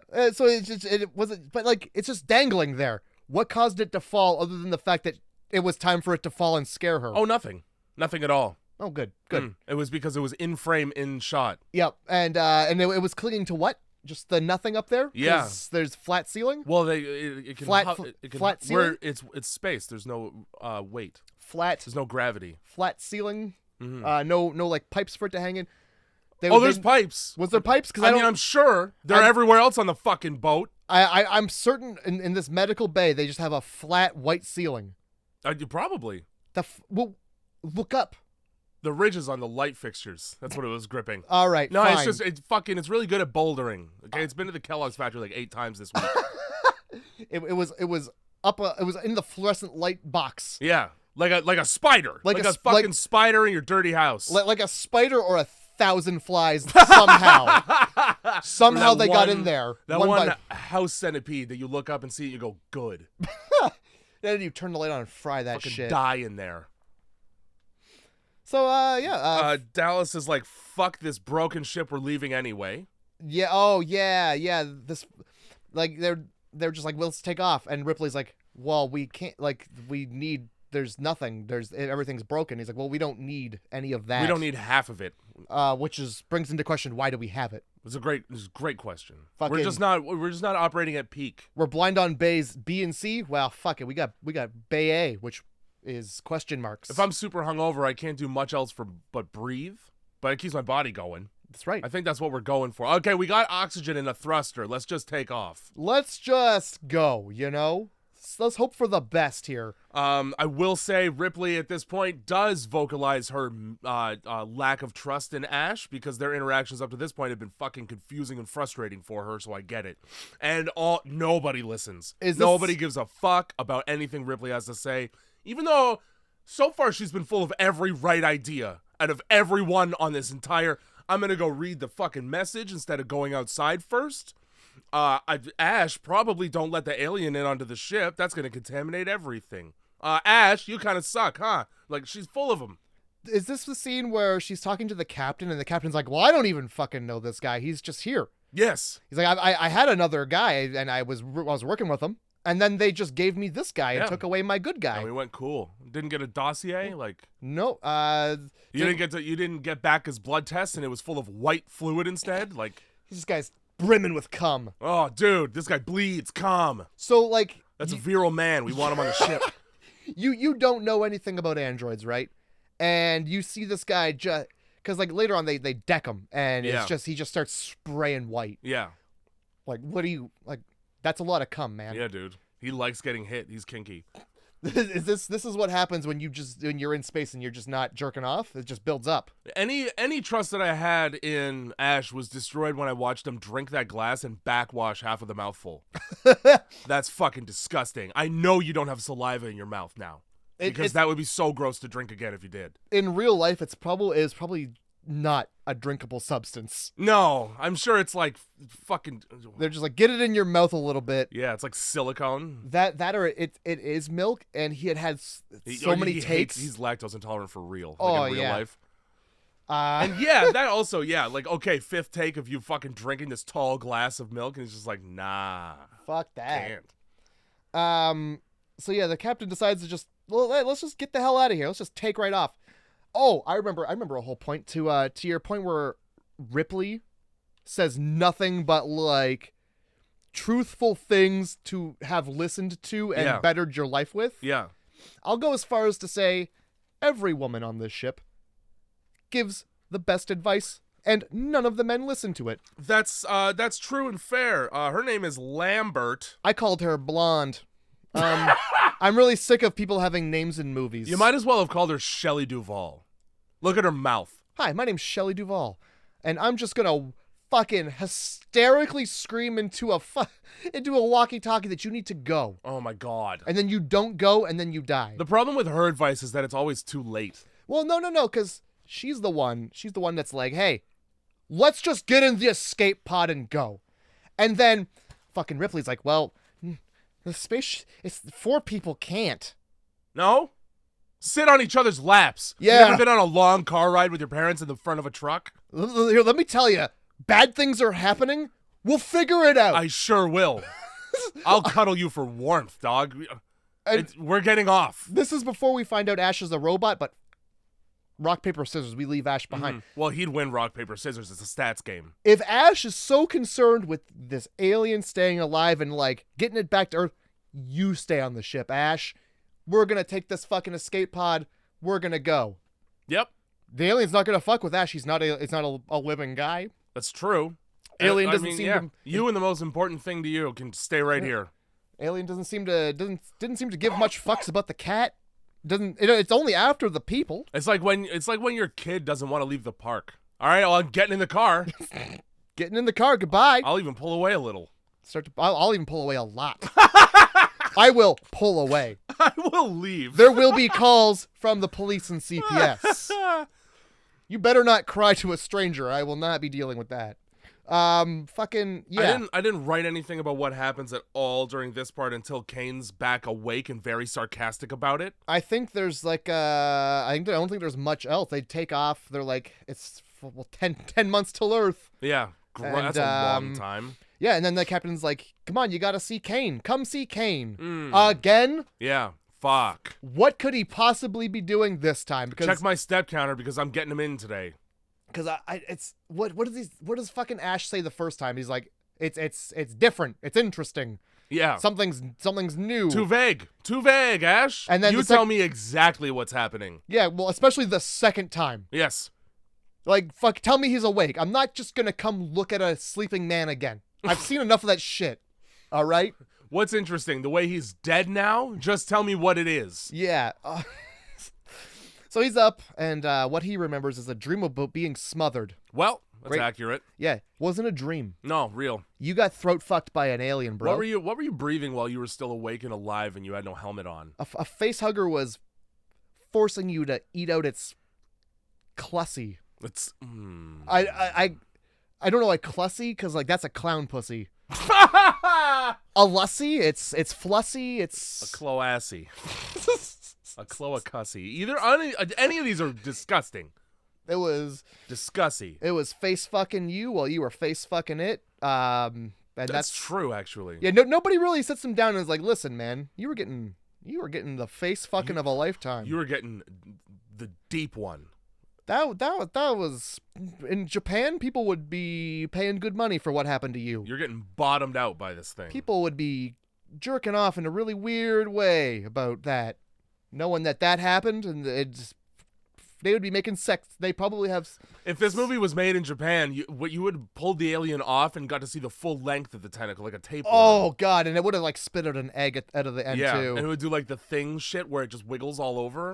Yeah, and just a little bit of cream would have come out of every single anything that wiggled, cream would have come out of. Yeah, wiggle cream we call it.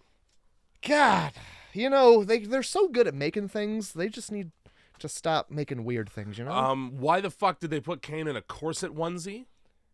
That's a great question. Why is that that's military grade under the spacesuit undergarment long johns for, I guess, the future. Is make sure that I gotta lace it up like a hockey fucking skate for 3 minutes before I go anywhere at all. That's right. You really want to give the chest burster something to work through.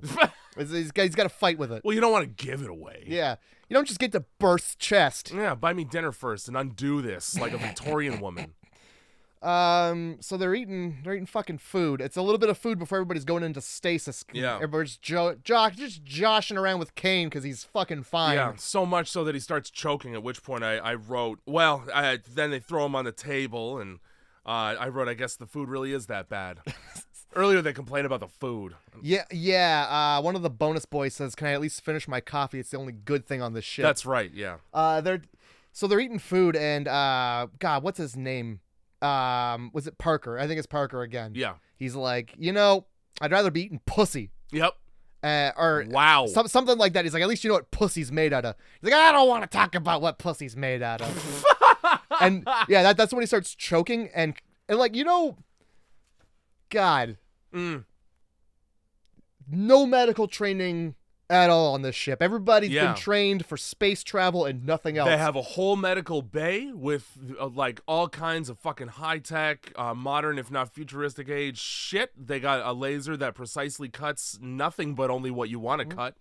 And Kane's choking, so let's flip him on his back and put as many things as we can in his mouth. Fuck yeah, that'll solve it. Nothing like some good medical fucking spoon in the mouth. Oh, you're choking? Oh, good. I want that to stay in there. Let's fill your mouth with things. Let's fill your mouth with things and ensure that gravity holds it in there. Fantastic. Nobody even pats him on the back. They just immediately throw him, get him on the table there. Yep. So that blows right out of his chest, that fucking alien. Blows right out. And a fun fact that everybody knows about Alien, but I'm going to reiterate it for those who don't, is that they did not only did the producers not tell the actors what was going to happen, they also didn't tell them when in the scene it was going to happen. So while this alien explodes out of a man's chest, all the reactions are real. That's pretty ballin'. Sigourney Weaver was not expecting to get blood on her face right then. I think I need to rewatch that, and knowing that appreciated some more. It's just blood, and it's Lambert, and that's a real scream. And then everybody, when the actual alien busts out, that's all their actual reactions to that. Fuck yeah, because in 1979, when they hadn't seen that before, I'm sure. It's a brand new thing to see. It sure is. It's like the first time you ever saw a drawing of a witch. Oh, fuck. It's coming right at me on that broomstick. They had whole ass trials about that shit. People went to jail in hell. So yeah, if this was Spaceballs, this would have been the "Hello, my baby, hello, my darling." Yeah. But instead, we get a fucking. Instead, I wrote, "Hey, little buddy." Oh my god, hey little buddy indeed, with its little bud. And its grill. Fucking gangster ass titanium grill. Fuck yeah. And then it jumps down and scuttles away like a scared crab. It scuttles away like that lizard that runs across the water, because it's a very it's all in the legs and it just flails its upper body. Yeah, you don't even get to see the legs it's moving on. Yeah, it's just all fucking head thrown back, just arms, just They just greased its ass and chucked it like a bowling ball.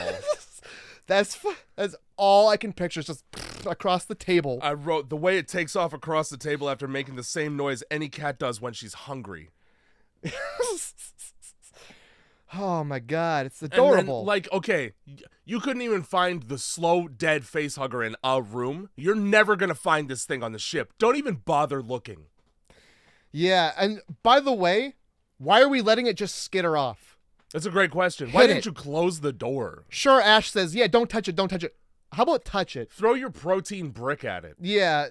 Now we gotta spend time launching this fucking corpse into space, because we never see that again. Just blast that body into fucking space. Get the fuck out of here, Kane. Nobody cares about you or your family. If spaceships are allowed to jettison corpses, no autopsy or investigation. Every planet's orbit is probably littered with the frozen bodies of just any passing person. Anybody we don't want around anymore, fuck it, send them into space. Oh my god, let's thrill kill that hobo and just get him out. You ever see the NASA pictures of what the Earth looks like with like fucking 3,000 satellites around it? Yeah. It's that, but corpses. It's that, but blood icicles and corpses. Yeah, animals, human, it doesn't, space is the trash can in the future. Yep. It's perfect. God, you got anything you don't ever want to see again? Just give it a little force. Yeah, and then when it comes back around the orbit, hit it with a hammer, because it'll explode. God, that's got to be a Mortal Kombat finisher. Fucking, so they give, they get like stun gun cattle prods. Yeah. And this like scanner that looks like a computer. It looks like a computer body with a leaf blower on the front of it. In The Matrix, there's this weapon that Tank uses in order. I'm not sure it's Tank. It might be Dozer. I can't remember which is which. But the two computer programmers that are brothers. Yeah. He uses it to blast the guy that betrays everyone for a steak. Right. And this scanner looks exactly like that gun. It does. Let me tell you about this. I know exactly what you're scanner. talking about. Fuck this scanner. This is when the movie starts to suck a little bit. When they whip out the fucking scanner. Well, they don't even like the scanner. No, because it's fucking stupid. The rules aren't clear, and I don't know what you can and cannot see. It seems to be just based on what's convenient at the time. It does. Because so it detects like micro changes in the air or something. Okay. Minimal changes in atmospheric pressure. That's what it is. Okay, so no, you're right, because they do say I wrote it. Yeah, they say micro changes, which is just a made up science word. Mm-hmm. In air density, okay? So you're saying if I turn the thermostat up a degree, that thing's going to go crazy. So if you walk 10 feet from me, I pick that up, okay? There's a cat on the ship. I'm just going to pick that up all day. That's exactly what happens. Yes, it is. Why was it so hard to find him? Later on, when they're looking around and they get surprised when he pops out of a fucking trash bag in a duct or something, why are you surprised if you could see it? It's a great question. It's a fair question. That's where it starts. It goes downhill from there with this fucking scanner. Well, I'll tell you this right now. Right in this scene when they're looking for the thing, the automatic doors open up in front of her, and the scanner doesn't go off, and she says, "Micro changes in the atmosphere, my ass." Good, perfect. Yep. Broken. Yep. So they fucking walk around this room, and they're like, "Oh, it's in the locker, 5 meters in front of us." Fucking cat's in there. Just cat. It's the cat. Perfect. What's the cat doing locked in a locker? Yeah, who closed that door on him? Somebody who didn't like the cat. Ash. Ash seems like the type. He's a real ashhole. Fucking big ol' ashhole. So that's that. So they send Brett off to go find the cat by himself. There's a fucking alien loose on the ship. All right, peace. Yeah, go find the cat. Like, it's a great point. Go find the cat, because obviously we're going to be picking up the cat on this scanner all day. Yep. But let's all go get the cat. Let's all eliminate that problem as a group. That way, if we encounter a problem on the way, we can solve it as a group. That's right. No, let's split up like a shitty Scooby-Doo. Yeah, let's let what's his name? Brian? Brett. Let's let Brett just poke around the chain room. All right, Brett, you got the worst name of anyone on this ship. You die. You got the least futuristic name of anybody. Get in there. Then he goes and he chases. He's looking for this cat. And I don't know if this is like an engine room. It's just like there's like some machinery. It looks like it's got like a artillery. It looks like all I know is that it's a wet as fuck room for no reason. For no reason. And you got chains dangling like fucking like the worst plantation house. So Brett picks up no, first he like looks in between the machinery. He's looking down this crack.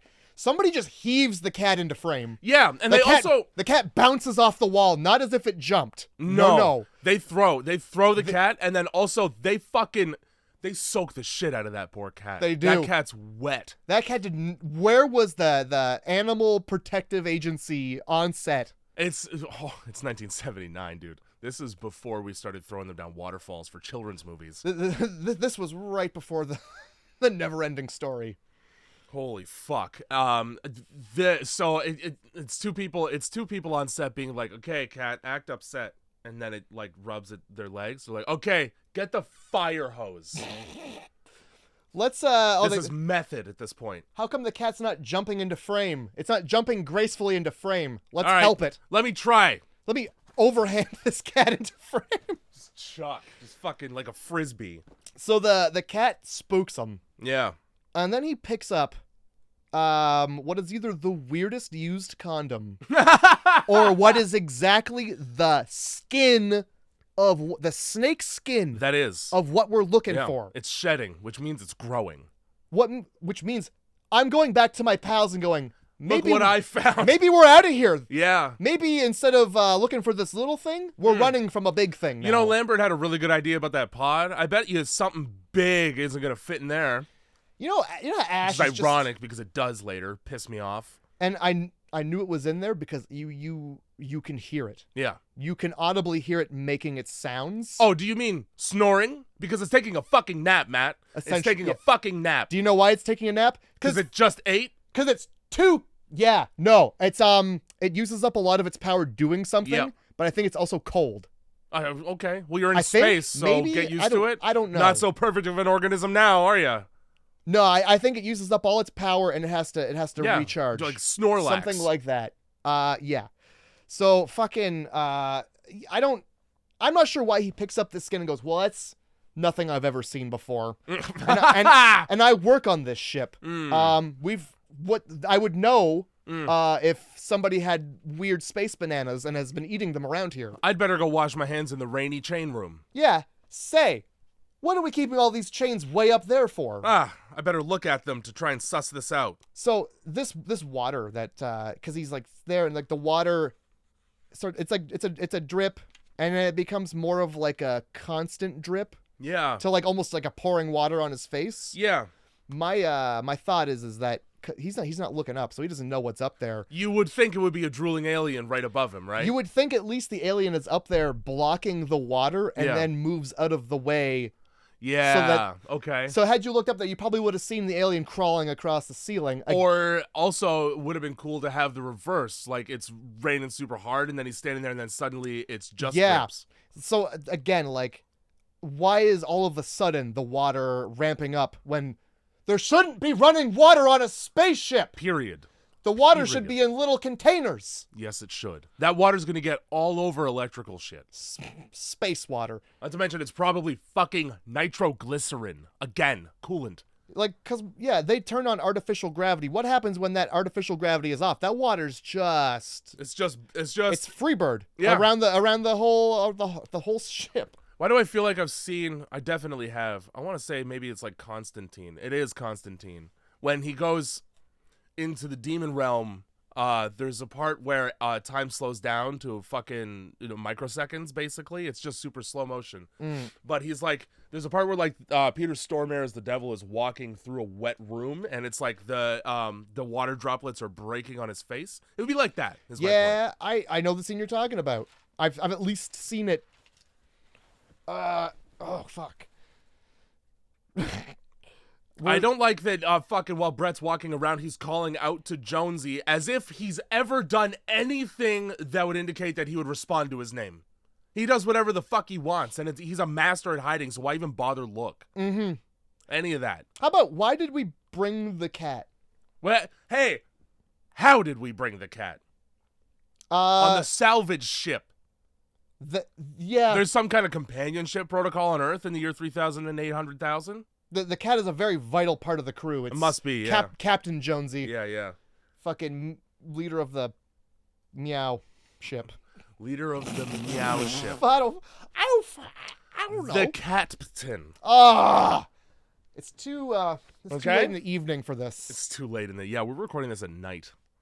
In the eve. This is Look outside. It's night. We're in Canada. This is Grindhouse After Dark. Yeah. Because it's 7 p.m. Yeah, it sure is. So yeah, I don't know why we didn't segregate the cat to like a cat friendly room, and instead of letting it wander around the machinery. Getting its fur and hair and spit when it sneezes and everything. I'm not even concerned about that. I'm concerned with it just getting crushed within the machinery. Raising a great point. That should be operating as we zip around the space. How about this? It hops up onto a fucking control panel and just presses buttons by walking like it's on a piano. There's no cats do that. There's nowhere that wouldn't. That's definitely like a blooper reel. Yeah, for sure. The cat fucked it up again. God, what? We lost half the cargo. Yeah, sorry, Jonesy. Fucking he thought the gear shift was a scratching post. He just loves that padded room. He needs it.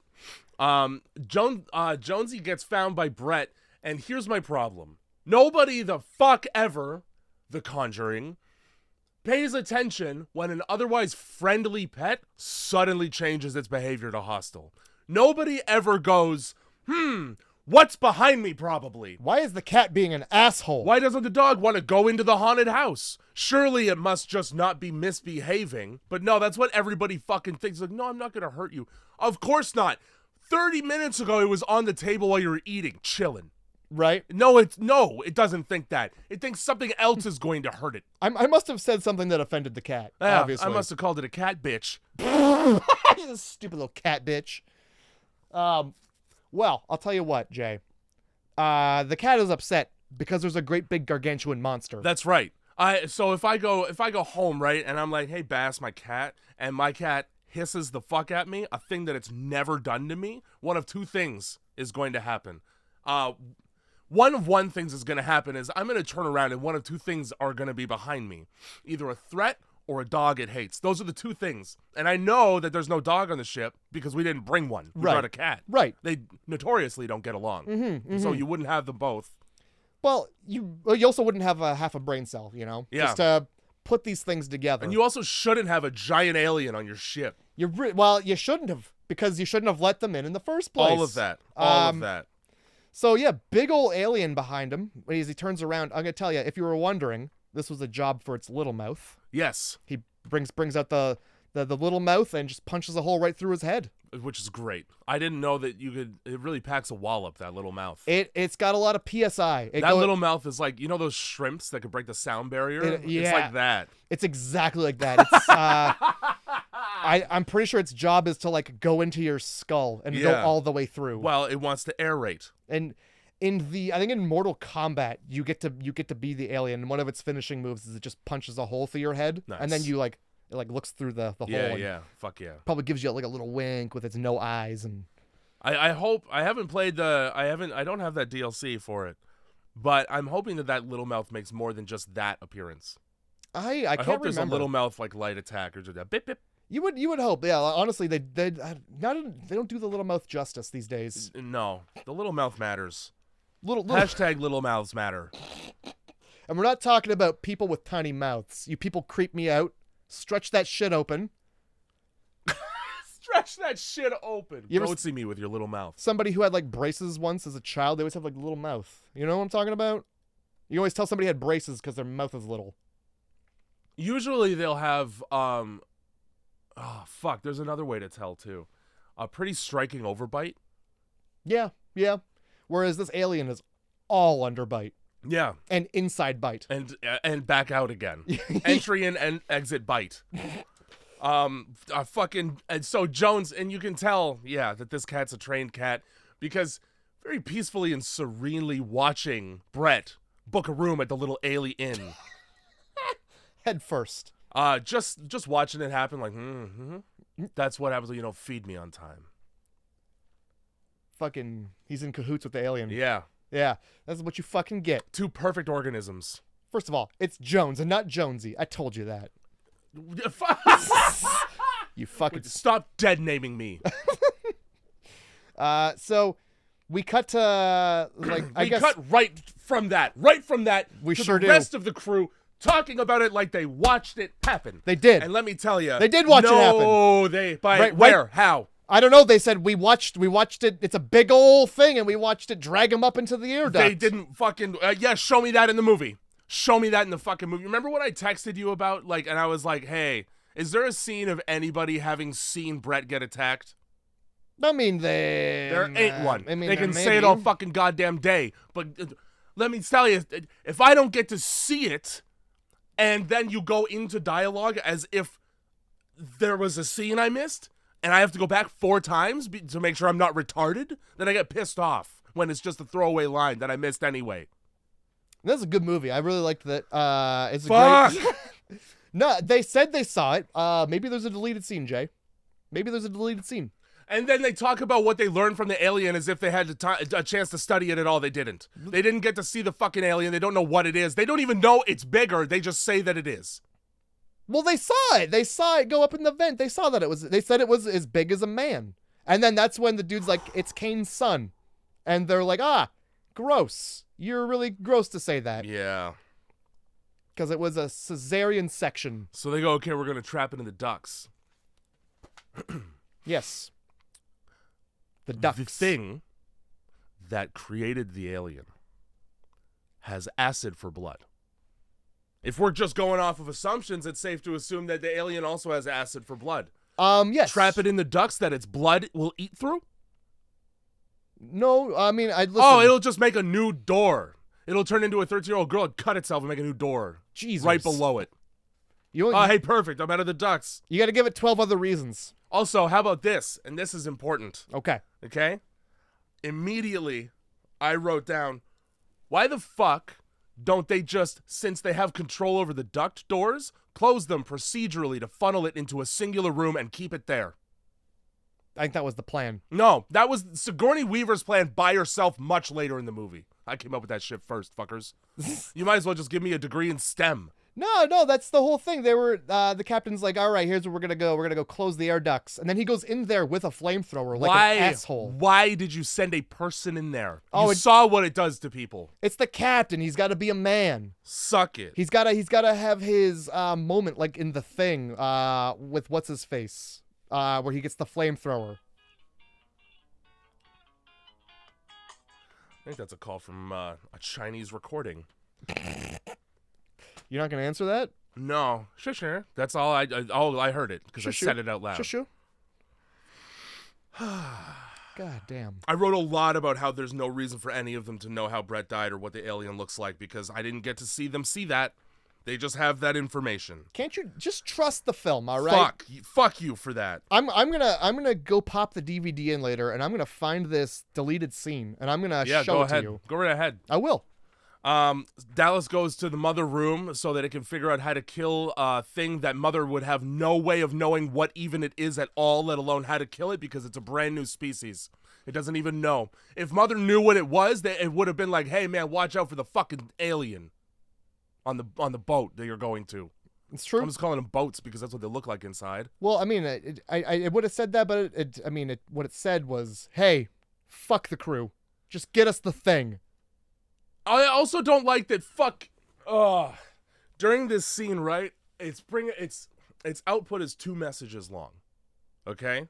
I think I wrote it. Yeah.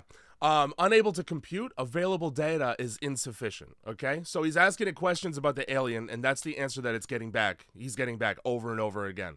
And then, when he asks the most important question, it stops the same answer, even though the answer is the same, because it needs to be dramatic, hence the audio sting.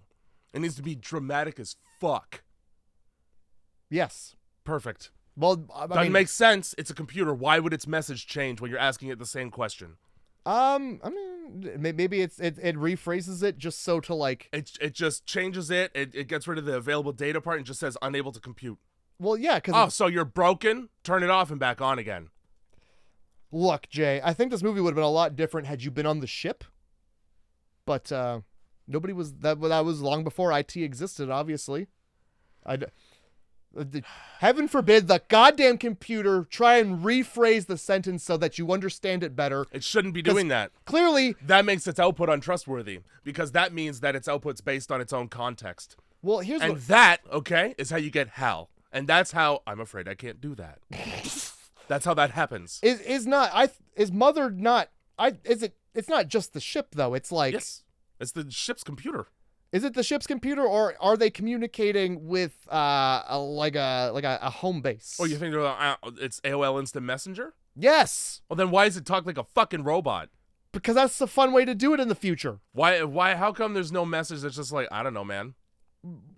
For the same reason when you're on a walkie-talkie, you have to say over every time you're done saying things. Otherwise, it doesn't work. Or the people are I just won't get the message. Well, they're just gonna be like, well, tell me more. Well, finish your sentence, buddy.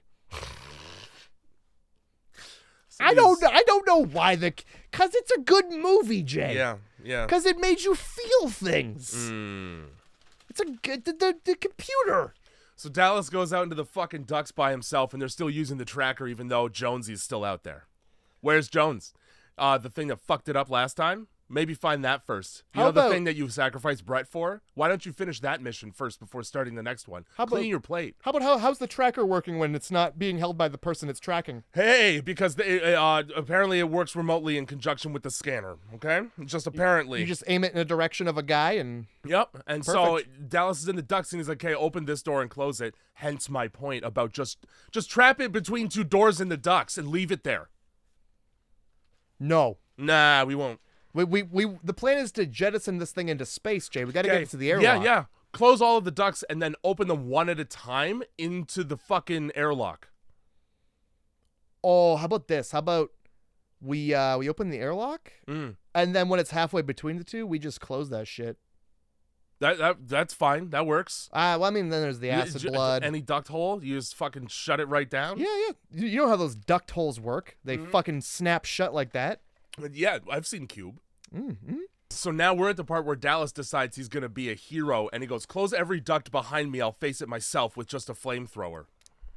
Well, look, here's the issue. With your, close all the ducts so that it's in the ducts and it's just trapped in the ducts. Yeah.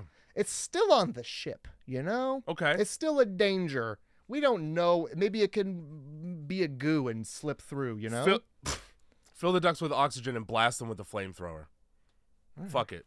I mean, just wear your spacesuits for the remainder of the trip. Actually, go into hypersleep for 10 months. So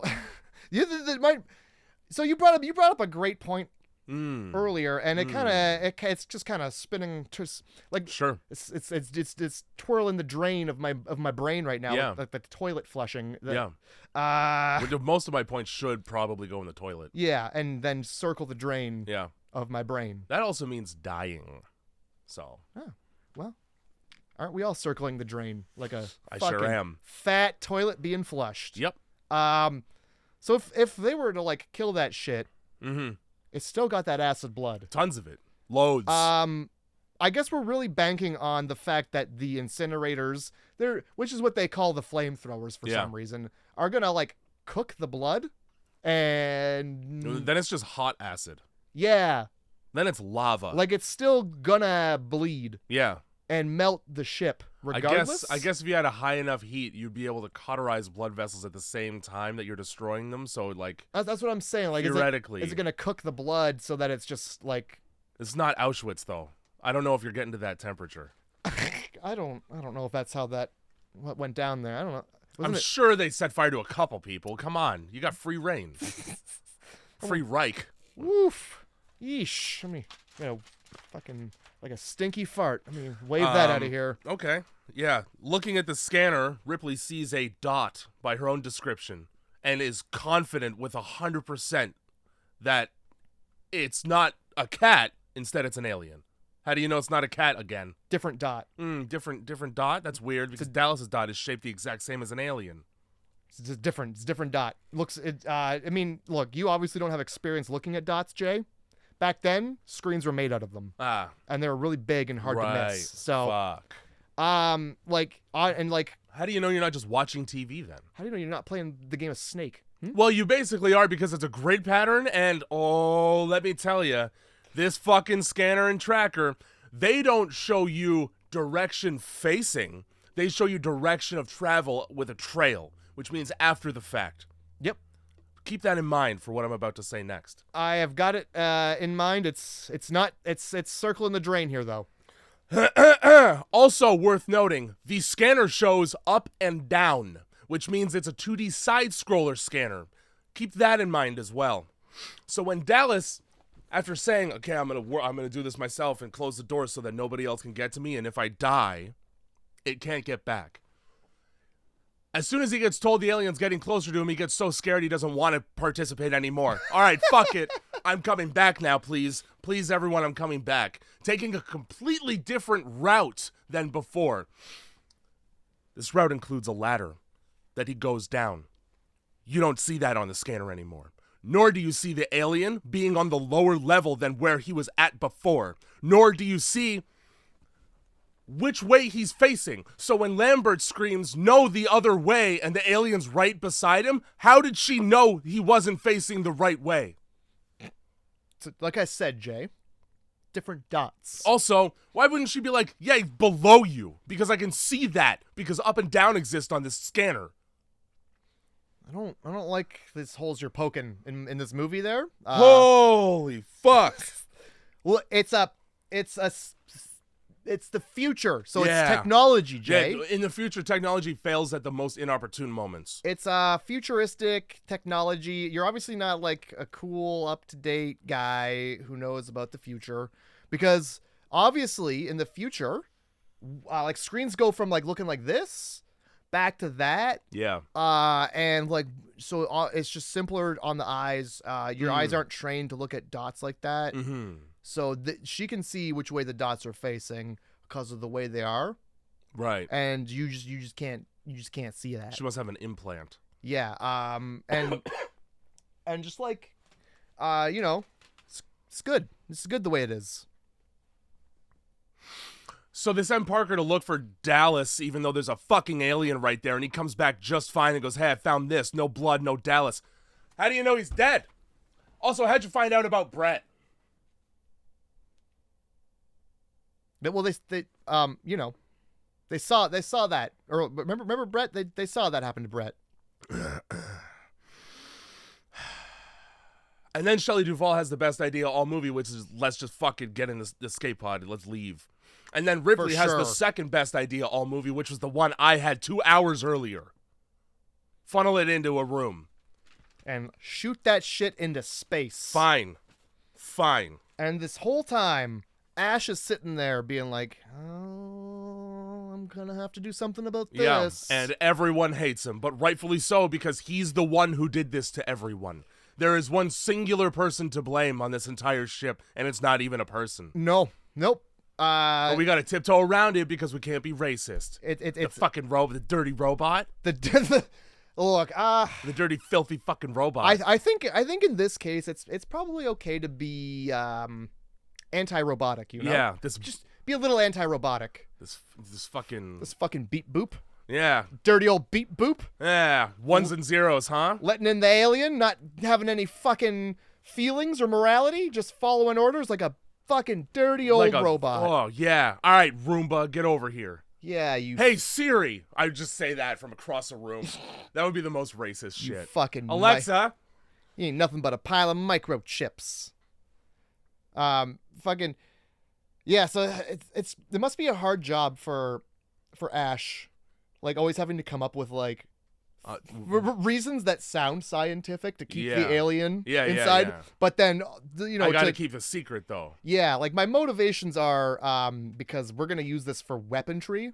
I think they just kind of who gives a fuck? They just pull that out later. They just kind of come up with that, but like for Ash to be like, guys, what if the alien has it's just like throwing a surprise party and he's dragging us all away one by one to let us all in on the secret. Because even when Ripley, your birthday's coming up, right? Well, when the fucking captain gets got, the alien pops out of the duct doing like jazz hands. He sure does. The only thing it was missing is confetti in a party hat. Jazz hands. Welcome, and surprise. Oh my god. Fuck. So it's just like, guys, now, but like listen, I'm not gonna tell you fucking shit. Because like Ripley's like, what do you and Mother say about this? We're thinking about it. That's for thinking long and hard, me and Mother. We go back and forth. It's really a collaboration. we're not quite done collating. We're throwing spaghetti at the wall here. We're just seeing what sticks. We'll collate faster, dick face. Matter of fact, I'll go ask her my damn self. How's that? Ash is like, yeah, you want to know so bad? Go ask your mother. Yeah. Why don't you go talk to the fucking computer? See if you like what it has to say. So she does that, and that's how she finds out that the ship has now been reprogrammed to idle in space until the alien is either in a jar or has killed everyone. Basically, all focus is bring the alien home, and who cares about the crew? Now, who the fuck is reading? Who is this for? It's got to be for Ash. If the crew is expendable, they're not going to say that to the captain because guess what? I'm going to leave. That's true. Just because nobody on the ship knows that Ash is an android doesn't mean that Mother doesn't know, because Mother was also programmed by the people that sent her out there in the first place. So putting an android on the ship was a calculated choice by whoever sent them to where they went. Mm-hmm. I assume that he has he probably gets to fucking stick his penis into Mother, and then they connect via a crypted password. Yes, I like yours better than mine just being wireless. He's got built-in Wi-Fi. It's the 5G. Yours is better. I like the Ethernet cable idea. Yeah, perfect. That's docking. So she goes in and she's like, Mommy, why? And Mother's like, listen, you're all said so, bitch. You're all gonna fucking die. Yeah, like the Red Queen in Resident Evil. I don't. Why do they just do a whole ship full of droids? Just fucking throw them all in there. Who cares? It's a great question and a great point. You think it would be the most efficient trip on Earth? You think it would? They just stay at their stations, requiring no sleep. Yep. And everything is efficient and fine, and nothing rains from chains in the ceiling. Yep. They walk in there, they pick up the egg, because the egg, it doesn't give a shit about aliens. And they go, I got it. Cool, let's go home. This is it right here. This is the thing. Sweet. Get as many as you can, because I'm sure there's no weight limit when you don't have bones and muscle. Oh, for sure. Just pick them all up. Yeah. Throw them like a football. But instead, you sent humans. Humans? Yeah. Best known for fucking it up. Human beings' favorite thing to do when they're unsupervised is fuck it all up. This would have been a perfect mission hadn't it been for that pesky Ripley. Ugh, I'm sick of people breathing and bleeding. Bleeding, breathing, and bleeding. One thing to not do if you want to indenture yourself and ensure trust when it's already wavering is to sneak up on somebody when they're discovering the horrible thing and whisper in their fucking ear. How'd you like that, huh? Basically is what he does. Yeah, I fucking told you. It's weird. And then, yeah, immediately he turns into Hal. In like 5 scenes, he just becomes Hal. He's like, okay, now we're in mission mode. And Yeah. I'm here to accomplish. Yeah, I think she when he sneaks up on Ripley, I don't know how he snuck up on her. Androids are whisper quiet. Apparently he's not wearing shoes. Nor does he have an exhaust fan. He's got socks on a carpet floor. Yeah. And he's like, yeah, so fucking what I said. That's what the fuck I thought. Do you feel better now? And that startles her. It startled me, to be honest. It did. She like leans back and he's just there. Yeah. Like, and he's like bent over like an asshole teacher who's been listening to you talk shit and just existing to hear it. You're writing a test and I can see you cheating. Yeah, exactly. So she startled. She throws him up against the wall, and he must hit his head or something because later. Well, they both hit their heads because they're both bleeding from their heads. Yeah, because you don't. There's a tussle. Yeah, there's a tussle, and then later you see like a drip of white cum. Yeah, like kind of just running down his face. Mm-hmm. So he must have slammed his head on the wall, and I think that like caused a malfunction. Okay, sure. It's that, and also like he's a robot, so he knows what the mission is, and he knows that like the mission's got to get done. Yeah. And he also knows that now she's on her way to try and compromise the mission. Everything. So yeah, like a person. And the crew's expendable, so let's just fucking fine. Let's close the doors. Let's expend them. Yeah. In the porno corner. Let's try and murder her with a pornography magazine in the porno corner of where we eat. I love that this movie is so interested in shoving things down throats. It's their favorite thing in this movie. Oh my god. So she realizes that he's serious business and he's not going to let her leave. He locks the door as she's trying to get out. Yeah. And he like, I don't know, you see like the drip kind of running down his face, and you're like, oh, he spilled his milk on his head, I guess. And she grabs her and like she like rips her own hair out. Yes. He grabs like a mid of her hair and she just jumps. This fucking wife beater just throws her around a room until she's asleep. Oh my god. And then makes sure the sleep is long. Brings her to the fucking porno corner. Now, stuffing someone to death with a magazine. That's porno magazine. That's some real shit. Assassins don't even do that. All Jason Bourne ever did was hit somebody in the neck with a book. I really Literature? Yeah, eat your words. I don't understand what he was trying to do, because it's, first of all, yeah, okay, sure. Roll up the magazine the long way. Yeah. And put it in her mouth. You're giving her something to breathe with. A breathing tube. You're giving a large her breathing tube. A breathing tube, yeah. Yeah. And I thought he was just going to like smack her with it a bunch and be like, that's a fucking bad girl. Yeah, like a cat that got into food it didn't deserve. Because he's in the fucking porno corner. Yeah. Jay, we moved into kink territory Jay, now. they eat feet from this corner. He slams her up against their dining room table. Oh. And then no. throws her into the porno corner. Yeah, with the magazines. It's important to know, within feet of where they eat, there's just pasted naked ladies all over the place. Well, everything's hyper efficient in space. I got to work up an appetite, and the food's right over there. That's right. So yeah. So I don't know what his goal was, but he starts jamming this magazine down in her mouth, and then miraculously everybody shows up to stop it right at the right time. Perfect. Apparently, all you have to do to kill an android is hit it in the trapezius with a fire extinguisher, because Parker just fucking Highland Games him into a seizure. Sure does, and his response to the seizure is to hit him harder in the head. Like medicine. Like medicine from the 1940s. To literally hit him so hard that you knock his entire block off. Yeah. Which means you were hitting him very, very hard. That's what you wanted to do. You intended to end his life. Babe Ruth in it. I mean, he did grab him by the tits super hard. Don't you ever grab my tits super hard. Oh, Christ. But, like, the moment he starts spraying white stuff out, like, that's a man full of cum right there. 80s robots really have a lot of goo in them. They sure do. They're powered by it. Now, what I find interesting, okay, is Sorry, I'm just reading my note. Shoot it with a cattle prod right in its dead neck. That'll wake it the fuck up. Yeah, let's wake up Frankenstein's monster from fucking Blade Runner and ask it if it has any alien kryptonite. So that's... They beat the shit out of this thing until it basically turns into the thing from the thing. They sure do. But the thing was later, which means that Wes Craven or John Carpenter, I can't remember. John Carpenter. He must have watched this movie and seen Ash's dangling head in behind his body. Oh my god. And the tentacles and goo and been, I could do better than that. I can do 1,000 better. This is nothing compared to what I got cooking. You ever seen the inside of a dog on the outside? 5 times. Fuck.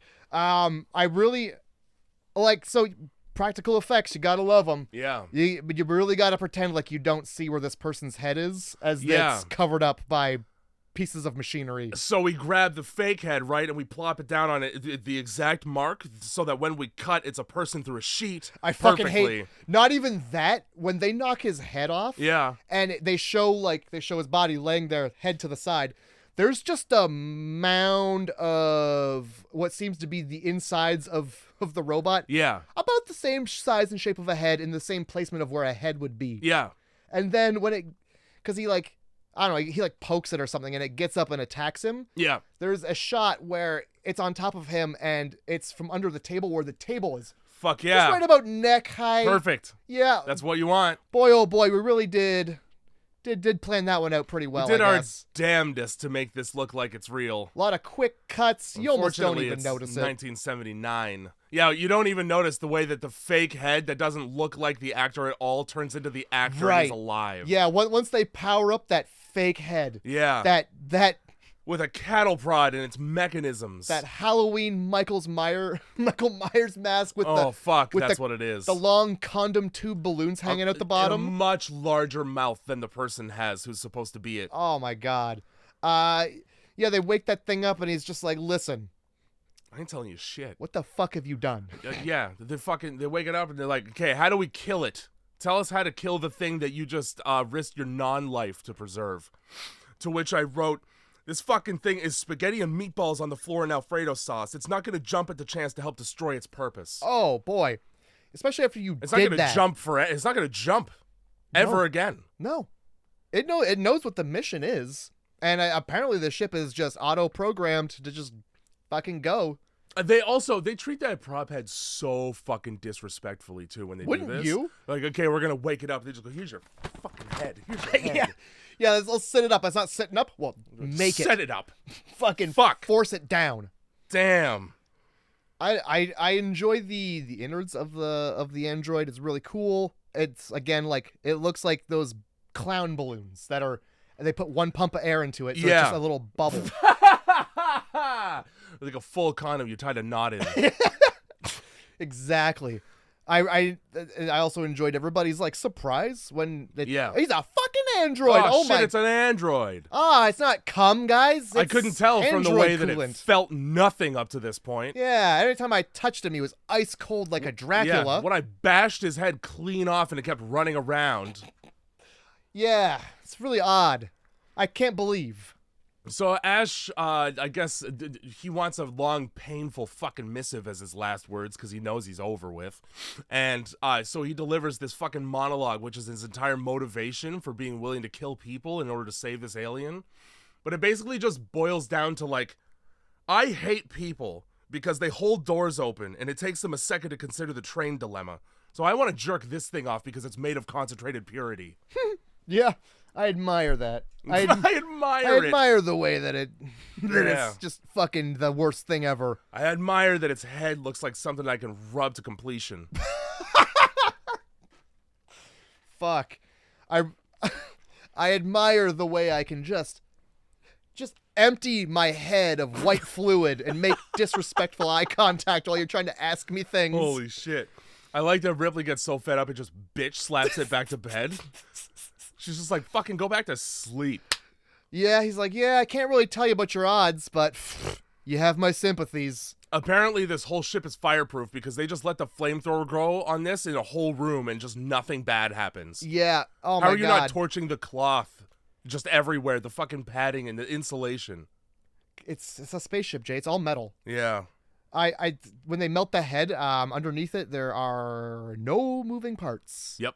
It's just a head there. That's right. You think they would have Given it some robotics inside there? even just make it like a Just throw some wires around. just in a the scene. ventriloquist dummy's head. Yeah. Where the eyes would just still be there a little bit, you know? Yeah. Nah. Levers and fucking pulleys and oils. The whole thing's full of fucking Alfredo condoms, but they're not. Yeah, we just melt it and it's just a little plastic head. You really have to see the movie in order to understand the joke I wrote right here. But after this, they all go, they're going around to try and find this fucking alien. And they split up. So, above all the doors on this ship, there are these symbols. Mm-hmm. There is actually a chart you can look up and find out what all the symbols mean, because this was like how in-depth they made the shit in the movie. Is that all of these have meanings, sort of like a yield sign. Are they? Is it the like the checkers? There's like a. That's one. Okay. Yeah. And that means something specific, like you go through that door, you're going in a direction of something. So it's like in cube. Yes. And they're all different colors. Yes. Okay. The symbols above the door that whoever's left alive now, because it's dwindling quick, they decide to split up at these doors. It's 3 symbols that I can only describe as transitioning monk on a ladder. All right. So the first symbol is just a fucking horizontal line with a plus above it and a minus below it. Okay. And then I assume a person in a spacesuit, but it's just a big T with a circle, and then just a ladder. Ah. Yes. It's probably a bathroom that way, I think. Yeah, I guess. Sure. That's what a toilet sounds looks like. Sounds like somebody's pissing. There's a trans joke in there. There That's is. you know? And you danced around it. It's very big It's of fine. you. I tried to do it tastefully. You were. It was very tasteful. At this point, I wrote, "What happened to the original load? What the fuck? We just fucked off and forgot about it, huh? We don't fucking care about that load. There's just fucking 20 million tons of ore just sitting waiting out there. to turn into a meteor, any planet that's nearby. That's gonna ruin a lot of days, I think. Sure is. That's gonna really fuck up somebody's afternoon. When Someone's gonna have a winter for a while after this Oh one. my god. I got a question for you since we're asking questions. Yeah. Where's Parker's coat? Because now he's just walking around in a ripped as fuck wife beater. Well, as the movie progresses, he has to look more and more badass. Yeah, so. I guess. Well, the bandana helps from day one. The Raging Bull bandana that he's a Crip, obviously. Because it's blue as fuck. Got to represent. You Doesn't do. matter where you are. You do. There's a lot of red on this ship. He's got to balance it out. You got to represent, except for when you go to that McDonald's downtown. No gang colors. None. None. Yeah. Or any high school these days. So they're talking about. Oh, so the new plan. The new plan is we're just gonna fucking. We're gonna take that fucking pod. Is what's gonna happen. And we're gonna blow this ship up because that's literally the only thing we can do. And that makes sense. Yep. That makes tons of sense. Yep. Why bother getting close to it with the flamethrower when we can just we'll create a much larger flamethrower. This isn't my ship. We'll turn the ship into the flamethrower. I don't care. No, why would you? No. I would rather go back to the 20 million tons of ore and all the credits I'm going to get because I'm sure it's credits. When I return this to Earth safely with no alien nearby. Exactly, yeah. Perfect. So Yeah, Ripley fucks off to go ready that shuttle, which means, holy fuck, dude. Which means also treating her cat like shit. I like that, like she didn't give a fuck about this cat until she happened to hear its sultry meow while she's doing something else. And she goes, oh yeah, we brought one. Right.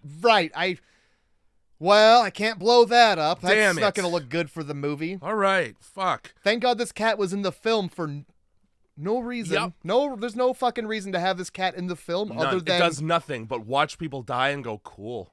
It does nothing other than watch people die and take a beating. And also, like, fuck with the ship's food economy because, like, you're on a year-long trip, okay? It's 10 months to Earth. Mm-hmm. You've parsed out what is, like, the food rations, and then this cat... Yeah. This cat's hungry at like 3 a.m. and I don't know what time it is because there's no sun here. Oh, yeah. You're on the cat's time. Now. You have to trust that this cat knows when it eats. Yeah, better have a great internal clock in that cat. The cat's just a clock. My cats have a fantastic eternal. They have internal and eternal. Eternal clock. Yeah, it is. No, they've got a fantastic eternal clock. Internal clock? Well, eternal clock because it's for when they're hungry. And they will live forever. Yeah. Fantastic internal clock because like they eat when I wake up. That's just one they eat. Yeah. But they also get a snack, and that snack is at 8 p.m. And they fucking know that shit, don't they? Well, they do, Mhm. because when it was daylight savings time, the fucking 7 o'clock rolled around, That's hilarious. and they were it's like, girls, let's That's go. wild. Yeah, it's fucked. Dude, fucking JoJo wakes up just, my tummy's rumbling. Right on time. Fuck, like a Same train. thing every day. The old tummy rumbles through here right at 8 p.m. every day. It's that eternal clock. I am hungry. There's a lot of, so while Ripley's readying the self-destruct sequence here, and getting the cat, Lambert and Parker, because that's who's left, are ransacking this ship for goods. They're looking for it's like cylinders of air or coolant. It's coolant. Sure. I'm noticing a lot of underutilized things in the background of these shots. Like Bombs. Like just straight up missiles and bombs around on shelves. Yeah. Perfect. Yeah. Get them all. Get all of those. There's literally, I said earlier, there's like a thing that the guy looks at when he's looking for the cat, and it looks like artillery. It sure is. It looks like because artillery there's plenty of it. on like a rotating, like a fucking revolver that shoots house-ruining artillery, you know? Why is all that here? Are you... What movie did we miss watching Alien? Right? What space battle just happened or is about to? This is for space pirates. Oh, okay. Because it's a space cargo ship. Yeah. Piracy's a big deal in space. Those Somalians, they figured it out. We're the space captains now, I guess. Yeah. I don't know. The alien just comes around the corner to look at me. Ooh. Yeah, that happens sometimes. Wow. It happened last time too. Nothing bad came of it. You think that's my graphics card dying or what? Probably. Nice. Yeah, get stoked. Anyway. Luckily, we don't need graphics to record audio. That's right. I am the captain now. So yeah, I can't fault Ripley for going back into the alien ship to get the cat, because I would do the same thing. That's fair. Either we both die or we both leave. Either way, I'd rather be with Jones. I just would rather, like, we just, like, again, keep Jones in a room where you know Jones is. Don't let Jones out. Some band wrote a song about it. Did they? Mr. Jones and me That's right. are on an alien ship, and I won't leave him behind. Let's put him in the jagged metal crate and shake him the fuck around a lot. God, the Counting Crows are so good. Yeah, that's who it is too, isn't it? Yep. And then they also covered Black Parking Lot or whatever. Sure.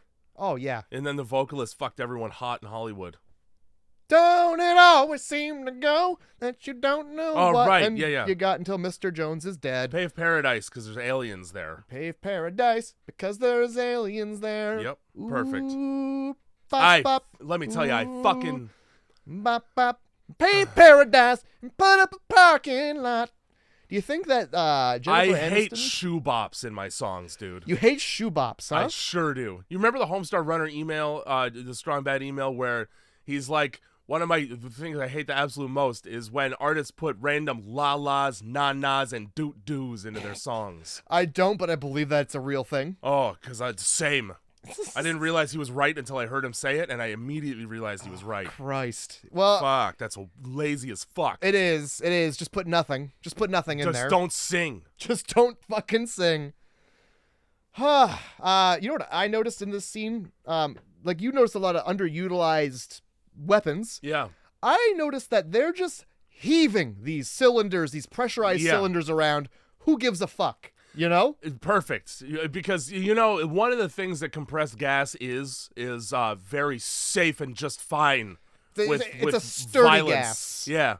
The more you compress it, the safer it It's gets. a really trustworthy gas when you have it in a container that's too small for it. Yeah, it sure does love being slammed around, too. Mm-hmm. That actually compresses it more and better. It makes it very bashful. It's bashful gas. Yeah. I don't want to come out, no. Bash me more. I'm full of being bashed. Christ. That was a two-part point. Thank God. Yeah, can't really fault Ripley for going back for the cat. However, any cat that I've ever had would kill me from oxygen deprivation before I found it when they're scared. Because that's how long it would take. Oh, yeah. Yeah, good luck. I would die on a spaceship because I'd run out of oxygen before I find the cat. To that point, they couldn't even find the face hugger when it was stuck to the ceiling, you know? The only time they find that cat is by surprise. The only time they find that cat is because it like Marco Polo's back to them, and then just meow. The cat's using echolocation this whole time. So yeah, there's two people slamming these pressurized cylinders around while she gets the cat. Yeah, and I gotta be honest, like, at a certain point, it's its own fault if it doesn't get found. I'll be honest. Yeah. I'm not necessarily gonna leave without it. You're we might die together, but I can't help you. You're literally calling its name. I'm trying to help you. If it's not gonna come to its name and this familiar sounding voice, Yep. What can we do, Jones? Fucking, what are you doing? Well, so all this like slamming the cylinders around, wouldn't you believe it? It attracts the fucking alien. yeah. A silhouette of Rubber Johnny shows up in behind fucking Lambert. It doesn't even really look like the alien. It's just fucking limbs jiggling. Jiggling around like they need help staying still. Yeah. Yeah, it's like a silhouette and then just, jiggly arms into frame. Fucking loved it. Fucking, I wrote sup, bro, because I assume Lambert turns around and it's alien right in her face. Yeah, she turns around and then it takes Parker a second. I think Parker realizes it's in the room before she does. Yeah. Shots of people being attacked, some wet teeth. It's all close-ups, and I feel like I missed out on some cool shit here. I mean, visually, you just kind of have to see it. Yeah. Pretty sure Lambert takes it up the tailpipe. Pretty sure that alien's tail curls around and then Evil Deads her right from behind. I don't know about that. Pretty fucking sure you get to see that happen. I don't know about Just go ahead and run that back for anybody watching at home. So what I remember happening is, so the alien's in between the two of them, and for that reason, Parker cannot shoot. Yeah. And so over the walkie-talkie, Ripley hears, "Get out of the way!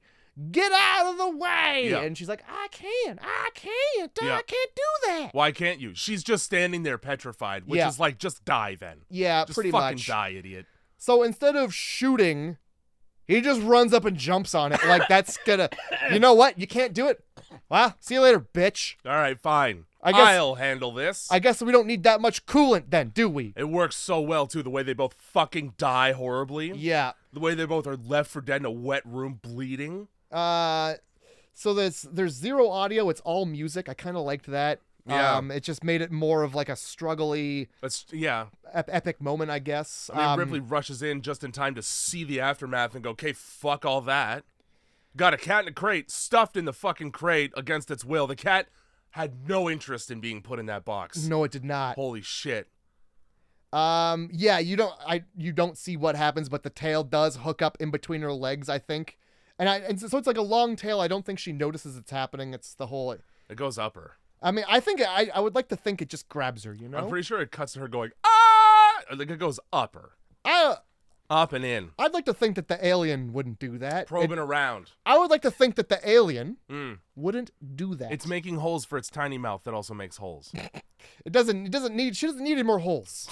She's got enough. That tiny mouth's got a lot of work ahead of it. So it pins the bonus boy up against the wall. Yeah. Punches a hole in his head. The tail curls up and you hear screaming over the radio. That's what I'll be honest, I happens. was annoyed by that because I was like, okay, you already did it once. Have the tiny mouth do something else. That's its main purpose, punching holes and then also drooling a lot. I think the drool's also acid. It's like a dissolving agent, or like how a bug eats, like how a spider eats. I wouldn't be surprised. It's very much like a proboscis. It's like, I'm gonna liquefy you first because I got my jaw wired shut yesterday. I can't have any solids. It's a proboscis with PSI. That's what it is.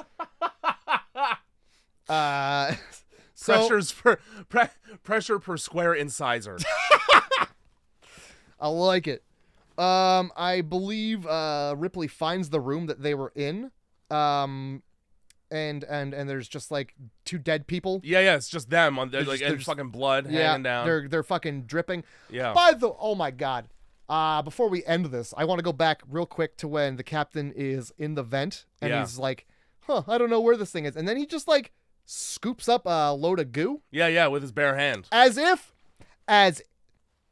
you telling me you noticed one spot of goo in the entirety of this greasy, rusty spaceship. Great point. How do you know that's not just like some engine oil that's everywhere Exactly. else? How do you know this is different. How do you know that's not just the water dripping from every ceiling? How do you just not ignore that and keep going? Because your spaceship is full of just moisture. And also, goo doesn't look anything like the thing I just watched skitter across the floor. Yeah. Anyway, so fucking, she decides, since they're dead, I'm just gonna go. I'm gonna leave, is what she says. I'm gonna leave. I'd leave. An incredibly long scene of Ripley setting the ship's self-destruct launch sequence, which requires her to thread far too many screws to ever be feasible in an emergency. Oh, shit! Fuck, the ship's exploding. Hang on. Does anybody All right, that's one. Does anybody have delicate fingers and a tweezer? Let me open and close canisters. Let me solve this fucking Cryptex, this Rube Goldberg machine to blow the ship up, for fuck's sake. What's the... Let alone, okay, they start the countdown, and what if you have to undo it quick? You're dead. You better hope that you want the ship to blow up. What's the Hellraiser box? The Monts... I can't remember the name of the fucking thing ever. I never say it. Well, it's the same thing. Like, you open that, here come the demons. Yeah. If you want it to stop, you have to close that before the demons come. Yeah, great. Good luck putting this all back together. It's never gonna happen. Not only is it never gonna happen, it fucking doesn't. It's like trying to put air back in a balloon. It's not gonna go back in. That's different air. Right? She sets these alarms off. She's got her cat, and she's running back to the ship, turns the corner. Who do you think is there? Oh, Of all, who could possibly be? Fancy running into you. Yeah, Mr. fucking alien. To which she drops the fucking cat. Of course. And first thing to go. Fuck that cat. Yeah, you're just slowing me down, Jones. I know I just fucking looked all over for you. You have these nice futuristic cryopods, but the cat? Nah, he gets a fucking steel box. He gets a box with a fucking trapdoor, like a bear trap. He gets a box that looks like you would store ammunition in it. Yes, that's exactly it, for an M60. So she goes back. I don't know why she decides, like, hey, we gotta actually not blow the ship up, I guess, because he's in the way. Yeah, I don't get this, because I don't get it. And I watched it like 3 times. She's trying to self-destruct the ship, and then she tries to go through a door, and the alien's in the way, so she's like, all right, well, I guess I'm gonna take the ship. Because you had 5 seconds to see where it was? Because it can go anywhere it wants all the time. It's like Dracula in Dracula 3000. It just shows up. Yeah, it takes the fucking vents. Yeah, which are everywhere. Yeah. Do you know where air is on the ship? Everywhere. Guess you should have closed them into the ducts in the first place. I guess you should have just not let that robot open the door. You should have been better at being in charge.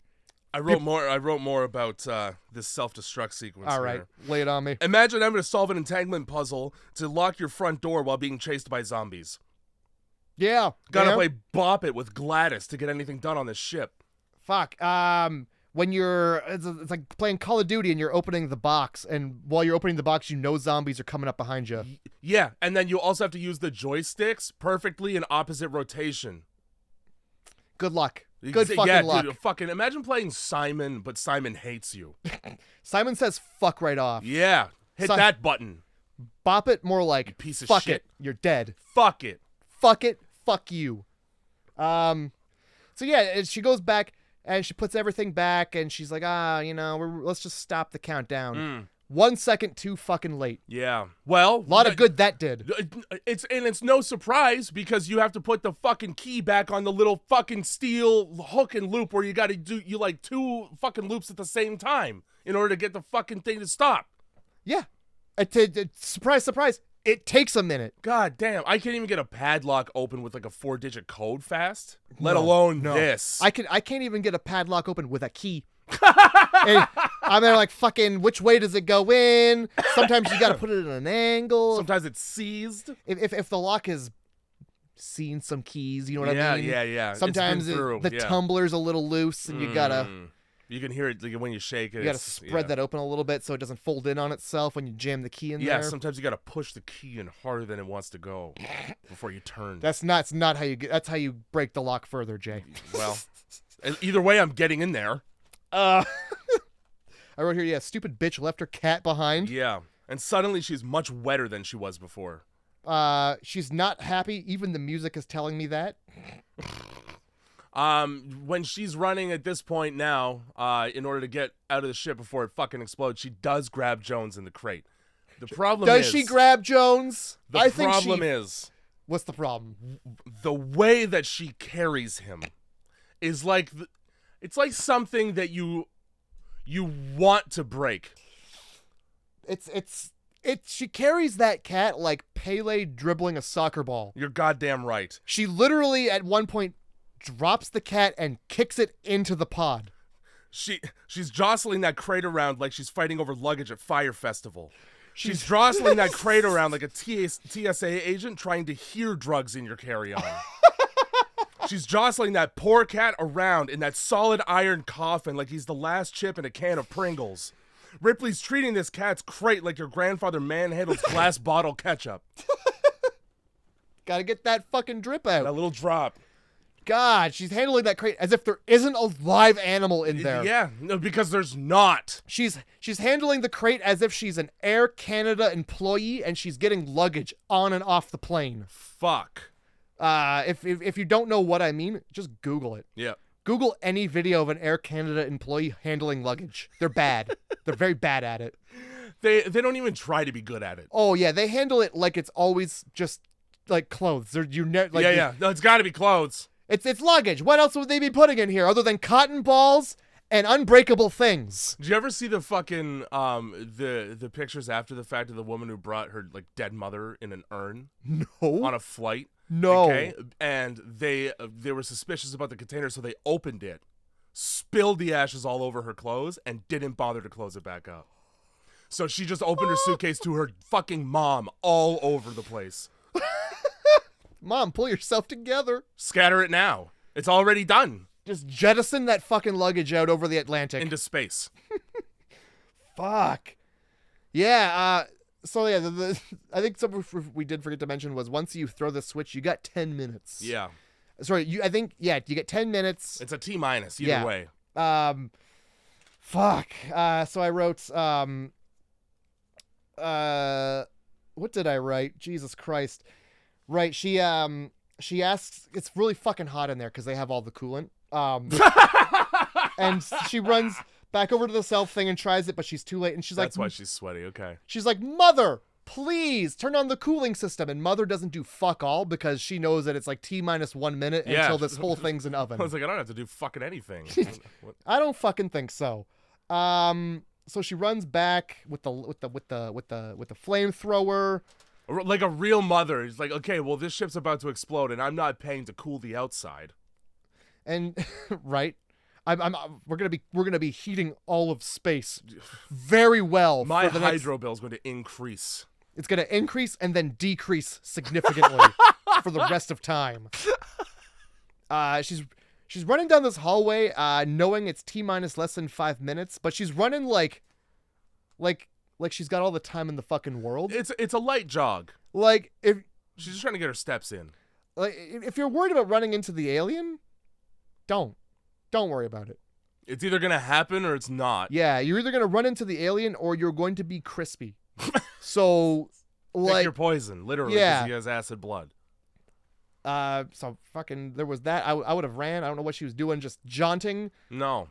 She looks around a corner. Also, this takes forever, dude. It does. Like the latter 20 minutes of this movie is her running. This whole fucking movie is a very slow hour and then a very nice hour. Yeah, and then a slow 20 minutes. And then a slow. Because it's a 2 fucking hour movie, all right? Fucking. There's also this shot where the alien, after she just fucking ditches the cat, the alien's like, "What's this? A cat? Yeah. There's a cat in a box here." I wrote, That's found nice. Jones, and I drew a sad face. Yeah. I was like, oh, the cat's dead. Because I keep doing, because doesthedogdie.com exists, right? And I'm not going to look it up. But there was a bunch of like times in this movie where I was like, well, the cat's dead. And then he just isn't. He keeps being not dead. Honestly, I think I would have rathered the cat die than having Ripley just field goal it into the pod. You gave it shaken baby syndrome. Why didn't you just pick the kid? Like, you're on film. Yeah. You understand? You're like, this is a movie. This is a film. It is, yeah. You're a human being. Yeah. This isn't Cradle it like a baby. This isn't Homeward Bound where the dog slams the kid's head into the thing and like, well, the dog's just gonna keep doing that. Yeah. That's the cut. Fine. This is the take. We can't. That's that. There's no okay. Let's reshoot this running scene, but this time try not to visibly murder an animal in a box while you're running. Yeah, if you could like maintain the fact that there's probably an animal in here, like really make it believable. Not just that you're trying to get your fucking luggage on the train before it takes off. Which is ironic because she keeps going back for it and making sure that she has it every time she goes, fuck this cat for a second. Yeah, oh man. I really need my cat, but God, he's such a hassle. Fuck this cat a little bit. I don't. So the one that I got for us to watch was the director's cut. Cool. And apparently in the director's cut, there's 20 minutes of extra walking and running because that's just what we're seeing now. And I guess the self-destruct sequence and the self-destruct itself is just another flamethrower on the ship. Because she gets to the door, right, and she closes it, and you get to see what I can only assume is the ship exploding. Yep. While she's running to close the door. But Yeah. it's just a flamethrower in the center of a room like a turret you don't want. How about this? How about this, Jay? Let's think about this for a second. We have initiated a self-destruct sequence on the ship. Okay. It has given us 10 minutes. Enough time to not be destroyed. You would hope. As a person, I would think. You anyway. would really hope. Yeah. But I'll tell you, it doesn't matter. The ship is already exploding. The timer is not up yet. What the fuck is happening? Why is the ship bursting into flames when the timer's not up yet? It's got to warm up. What happens when somebody is a little behind? They really needed the full 10 minutes to get to the ship. Apparently. Right? Yeah. And now they're in. Now there's the It's ship exploding on this side. It's exploding on this side. We're just not in the middle. Yeah. Yeah. Fuck. Well, it explodes from the outside in. There you go. What kind of countdown is this? The whole explosion's fucking stupid anyway because she pieces right out with the cat, right? And then they get to watch it from the window.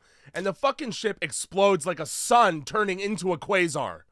It explodes like a dying star would explode. It's a nuclear explosion. I think they do mention that it's got. Why is there 3 explosions? It's because boom, you know? Because boom. It's a lot of ship. We got to You make know- sure we get it the third time. I would think in order for it to be that big, there would have to be more oxygen in the vacuum of space. Otherwise, it would just explode on itself and then nothing. Because that's what it's a nuclear reaction. It's a reaction on nuclear level requires a certain things from the old periodic table that I don't think exist in space. Yeah. All right? Yeah, you mean oxygen, yeah. Yeah, at least. At least. She fucking so she gets on the ship. Yeah, Jones is alive, period, end of movie. Forget the rest of the movie because Jones is alive, and she puts him to sleep delicately in a bed, and then closes the door. She pats him on the head and Stops just short of reading him a bedtime story. surely doesn't chuck that cat down No, and force it into a No. cryopod. that it doesn't want to be in. By the way, Jay, Yeah, cat's in a cryopod. yeah. Look what happened to Mr. Bigglesworth! It doesn't work so well, does it? Really pissed off. The cat becomes a different cat! A different species! Holy shit, Austin Powers. Oh, Christ. I forgot about Mr. Bigglesworth. I wrote, yeah, it would have been less work to just kick the crate or to have just left the cat. Yep. You're in a real hurry to get this cat in the box. Just leave it. Just leave it out. It's been out all movie. Who cares? Yeah, what does it sleeping for 10 months, what's that going to do? I mean, it's probably, I don't know. Keep it alive for 10 months longer? I don't know. How fast are they traveling? I'm just mad about the treatment of the cat. No, it's fine. And I would they just treat the would've- cat like shit for something it wants to preserve the whole movie. Right, I honestly just would have rathered the alien got the cat than it just being kicked around. Disrespected all movie. Fuck, that poor cat. Yeah. Left to be wet, rode hard. And put away, just roughed up. Yeah.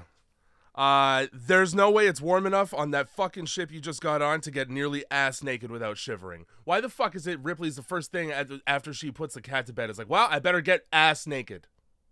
Hey. I better get ass naked and walk around, just in case any aliens are peeping. Well, maybe you need to be ass naked to be in a cryopod? Maybe? And this is why you check the nooks and crannies of the ship you're on before exposing your own nooks and crannies. Because guess who else is on the ship? A peeping Tom. Yeah, and he's taking a fucking nap. Why the fuck is the alien asleep? Fuck you. It probably did something Didn't hear Ripley get on the ship and bang around with a giant cat in a box? Ripley didn't hear the heavy breathing that wasn't hers. Yeah, the heavy breathing and fucking predator clicking that this thing is doing. It was. It also does a lot of that. It does a lot. How about any of that? So How about just fucking How about every shot of Ripley between her getting naked and getting into a spacesuit and being fully covered is from behind at ass level so you can see everything. I feel like there's a lot of weird sexualization of like one of the only two women on the ship at the very beginning and at the very end of the movie. Yeah, I was uncomfortable with how long you get to see her bent over and her just ass and puss. So there was that shot. There was another one. So she's looking around, yeah. right? And I forget why she's like looking around, but she's just looking around. I don't know if she like thinks the alien is there. I forget. I can't tell you why she's looking around. But the fact that she's looking around, yeah, and doesn't see this alien's fat fucking head. Dark black, also the blackest thing in any room on this ship. There is. Parker's dead, so there's nothing else. Christ! And if Parker had that fat of a fucking head, he should go to the hospital. Cause that's a goose egg that needs that's attention. Hydrocephalus. Okay, Jesus I've Christ. seen it before. Like there's only one thing. This alien's got the bends from going up into a ship too quick. It's all bent right up into his head. Fucking like this for the last. Well, it would have been like more than 24 hours for I don't know how long this movie's supposed to be. But there's only one thing that looks like a giant long black dick that isn't attached to Parker. Yeah. And here it is in the ship. I wonder what that could be. It's also its hands are just there too, by the way. Yeah, they're out. It's just there. Like look at it. It's not even really hidden. It just found a cozy spot. It did. It's literally curled up in a ball and it's just there. Like its teeth are glistening. How did it take you that much time to notice it? But also how did it not notice you as well? Yep. And then, just to prove my point about the sexualization. Yes, this is where I was going. Here comes the little mouth. Here comes the little fucking mouth. The little vertical mouth. To whisper right in my ear, you were right. I want to fuck Sigourney Weaver. She goes into this. It's a closet. There's a fucking closet on the spaceship full of. Well, everything you need apparently. Yeah, fuck. Space gear, space suits, and this. Now, sure, there's not a lot of room in a closet, but you probably could have positioned the camera in such a way that when she steps into the spacesuit, you don't get to see right down fucking Main Street. Well, you don't get to right down the fucking stairway out to the pearly gates right there. You certainly don't get to see her cervix. I'll tell you that. You don't get to be her gynecologist without actually getting a degree. You know, stop just short of that. Yeah, full on feet in stirrups gynecological exam. Do it from the top down, guys. Give the woman some dignity when she's getting dressed. Jesus Christ! Fuck. So, yeah, in the biggest letters, I just wrote crotch shot. Why the fuck did she just start singing a song about a lucky star, huh? Of David? I forgot that its little mouth goes in and out. Yeah, it does. I thought you were talking about her vagina.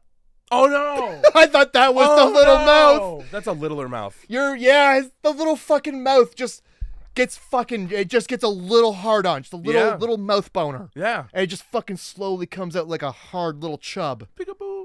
The fuck was that for? I don't know. H.R. Geiger is who it was for. Yeah, like, cause like that's I was like, Giger. It is He's very German, all right? Geiger is for checking radiation, yeah. and Giger is for gaping cunts on a wall. Gaping wall cunts. What's the name of that fucking bitch that does the paintings of flowers? Oh fuck! It's not.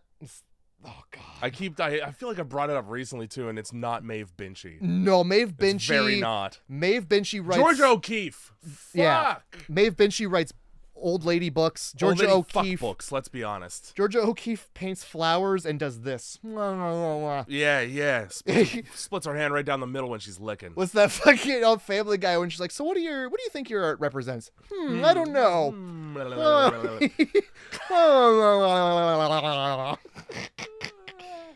Fuck. Let's just bring...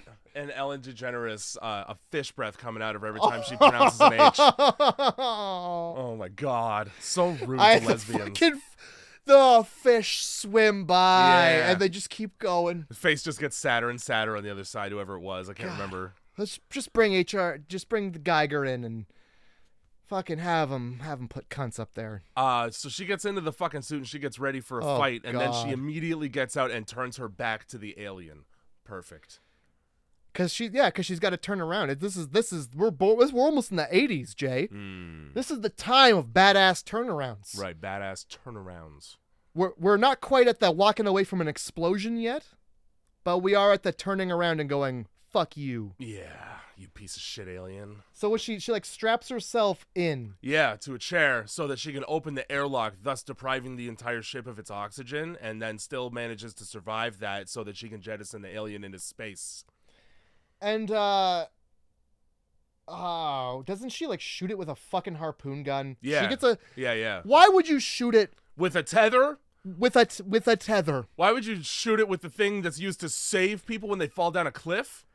Right, because it grabs the door. Yeah. And she's like, well, shooting it with something that's going to hold it in place is going to really knock it out of here. So she shoots it with a tether. Yeah. Tethering it to the ship. And ultimately her, because she's holding onto the gun. Yep. All it takes is for it to go, let me grab climb. Climb the fucking rope. I did this in gym in high school. It's fine. And I think she it finally lets go. And she closes the door breaks it. And then it doesn't matter because the alien's like, well, I got a tail, so give me that.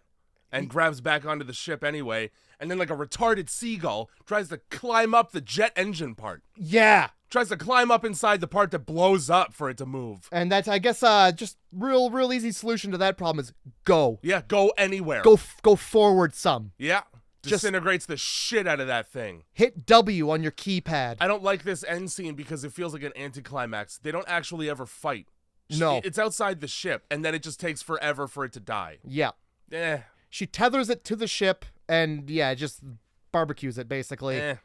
Final report. This is the final note in my notes also. So she's making her final report of the commercial starship Nostromo. And it's a bunch of nonsense I don't care about, so I wrote basically what she should have said, which was, "It fucking sucked dick, assholes. Thanks for the heads up. I'm gonna take a nap." Here's your fucking alien. Here's your fucking shithead alien. Is this what we're supposed to bring back? Barbecue? Yeah. Just wait till I get home and start smacking people in and about the face. Because, I mean, it's probably still dangling off the back of the ship. Honestly, she tethered it to the ship. It might have been able to survive that the large amount of heat that it experienced. It's the perfect organism. Right? All right. We don't get to know. No double tap. She's just like, all right, I'm going to bed. Yeah, it fades out on her sleeping like the baby from 2001, and then that's just the end of the fucking movie, isn't it? That is the end of the fucking movie. An alien, despite everything that I just said, still gets a 7. 7? I gave it an 8.5. See? It just goes to show you that, a movie can be fucking horribly broken irreparably, but if it's entertaining, I could look past a lot. Look, if you can come at a movie with a stupid brain and not think, me, I'm just a silly retard, and I enjoyed the hell out of it. You're out here for a silly goose time. I wasn't thinking about science and technology. I'm out here trying to... It's weird because it's a science fiction movie. It's a technology horror movie. For a movie that is really famous for having face huggers and chest bursters. 2. And honestly, you barely get to see the alien's whole body until the end. Yep. You get to see upper half and hands for almost the whole movie. Which is fine, because the less of it you see, the better. Yeah. Because it's practical. It's fucking sucked. You know what? It's a dude in a suit. It's a dude in a rubber suit. I'm going to be honest with you. It's very obvious that it's a dude in a suit. It is quite obvious, especially when it does jazz hands, that it is just a guy who was told to Spread your arms out, and then we're going to hold on that for a beat. Spread your wings and fly. Surprise the audience, but don't do anything, you know? You ever see the fucking amazing behind-the-scenes picture of, like, the dude in the suit? He's Yes. just eating a fucking sandwich. Like, he's just sitting in a chair like sad Keanu Reeves. It's just the fucking heads off. Yeah, so good. So it's such a good, just a great film, good picture. Man. Love it. I do recommend it. I recommend not caring about the scanner and tracker. Which is pretty easy to do because it's only in the film for like all of 10 seconds. Or why there's water, because that's one scene. Hey, you know, it's hard to have a room with dangling chains like a Freddy Krueger boiler room. Like the Jesus wept scene in Hellraiser, straight up. Yeah, you really can't have a room like that without dripping. I'm sorry. They go hand in hand. A room with red lights. It's like slime in the color green or purple. Exactly. That's what you get. Exactly. I got some movies for you. Yeah, I bet you do, and I'm excited because I got 4. Yeah, I brought something that slapped. You did. Yeah. It's been a while. I feel like since I've tried to only bring slappers today. Okay. And you're gonna be the slappy. Yeah. So, for themes. Yep. Spaceships. Of course. Of course. Precious cargo. Hunter becomes hunted.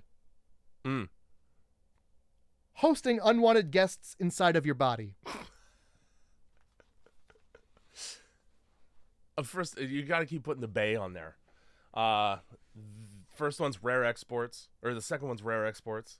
Actually, it might not be. It could very well not be. What were the other two? What were the first and the third? Spaceships. Yeah. And Hunter becomes hunted. It's probably Predator, which would make sense because Alien. You're only right about one of them. Okay. I gotta go Precious Cargo. I'm curious. I don't like the shit-eating grin that you just gave me, though. Oh my god. Yes. It's finally time. What have I walked into? Jason X. It's finally fucking time. Here we are. Jason X. Fuck yes. All right. After this, let's do 5 non-outer space movies. Nothing about Precious Cargo would indicate to me that it's in space. Nope. No. Great. Thanks for the vagary. Well, it was going to be Unkillable. And I was like, oh, that could be any Friday the 13th movie. It's true. And then I already had spaceships on there. Yeah.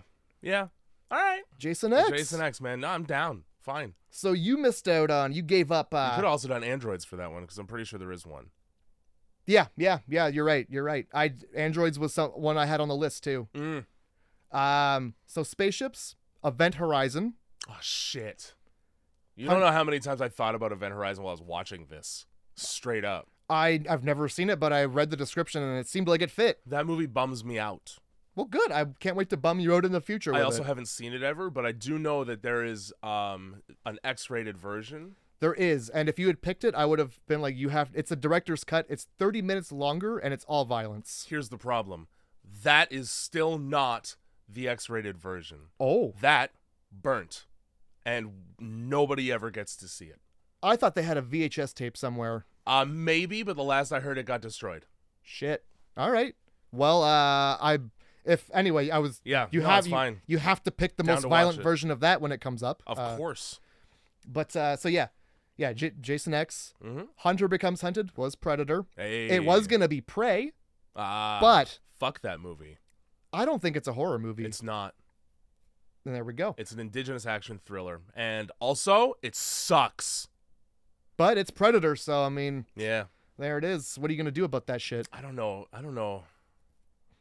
It's gotta be. It's probably it's Arnold Schwarzenegger and the other big black guy. It's so hard to put that into the category of horror. Predator's horror, but Prey wasn't. Yeah. All right. Predator. Yeah, Carl Weathers is his Carl name. Weathers. Yeah. And then not a meteorologist. Should have been. Hosting an unwanted guest inside of your body was the John Waters movie Slither. With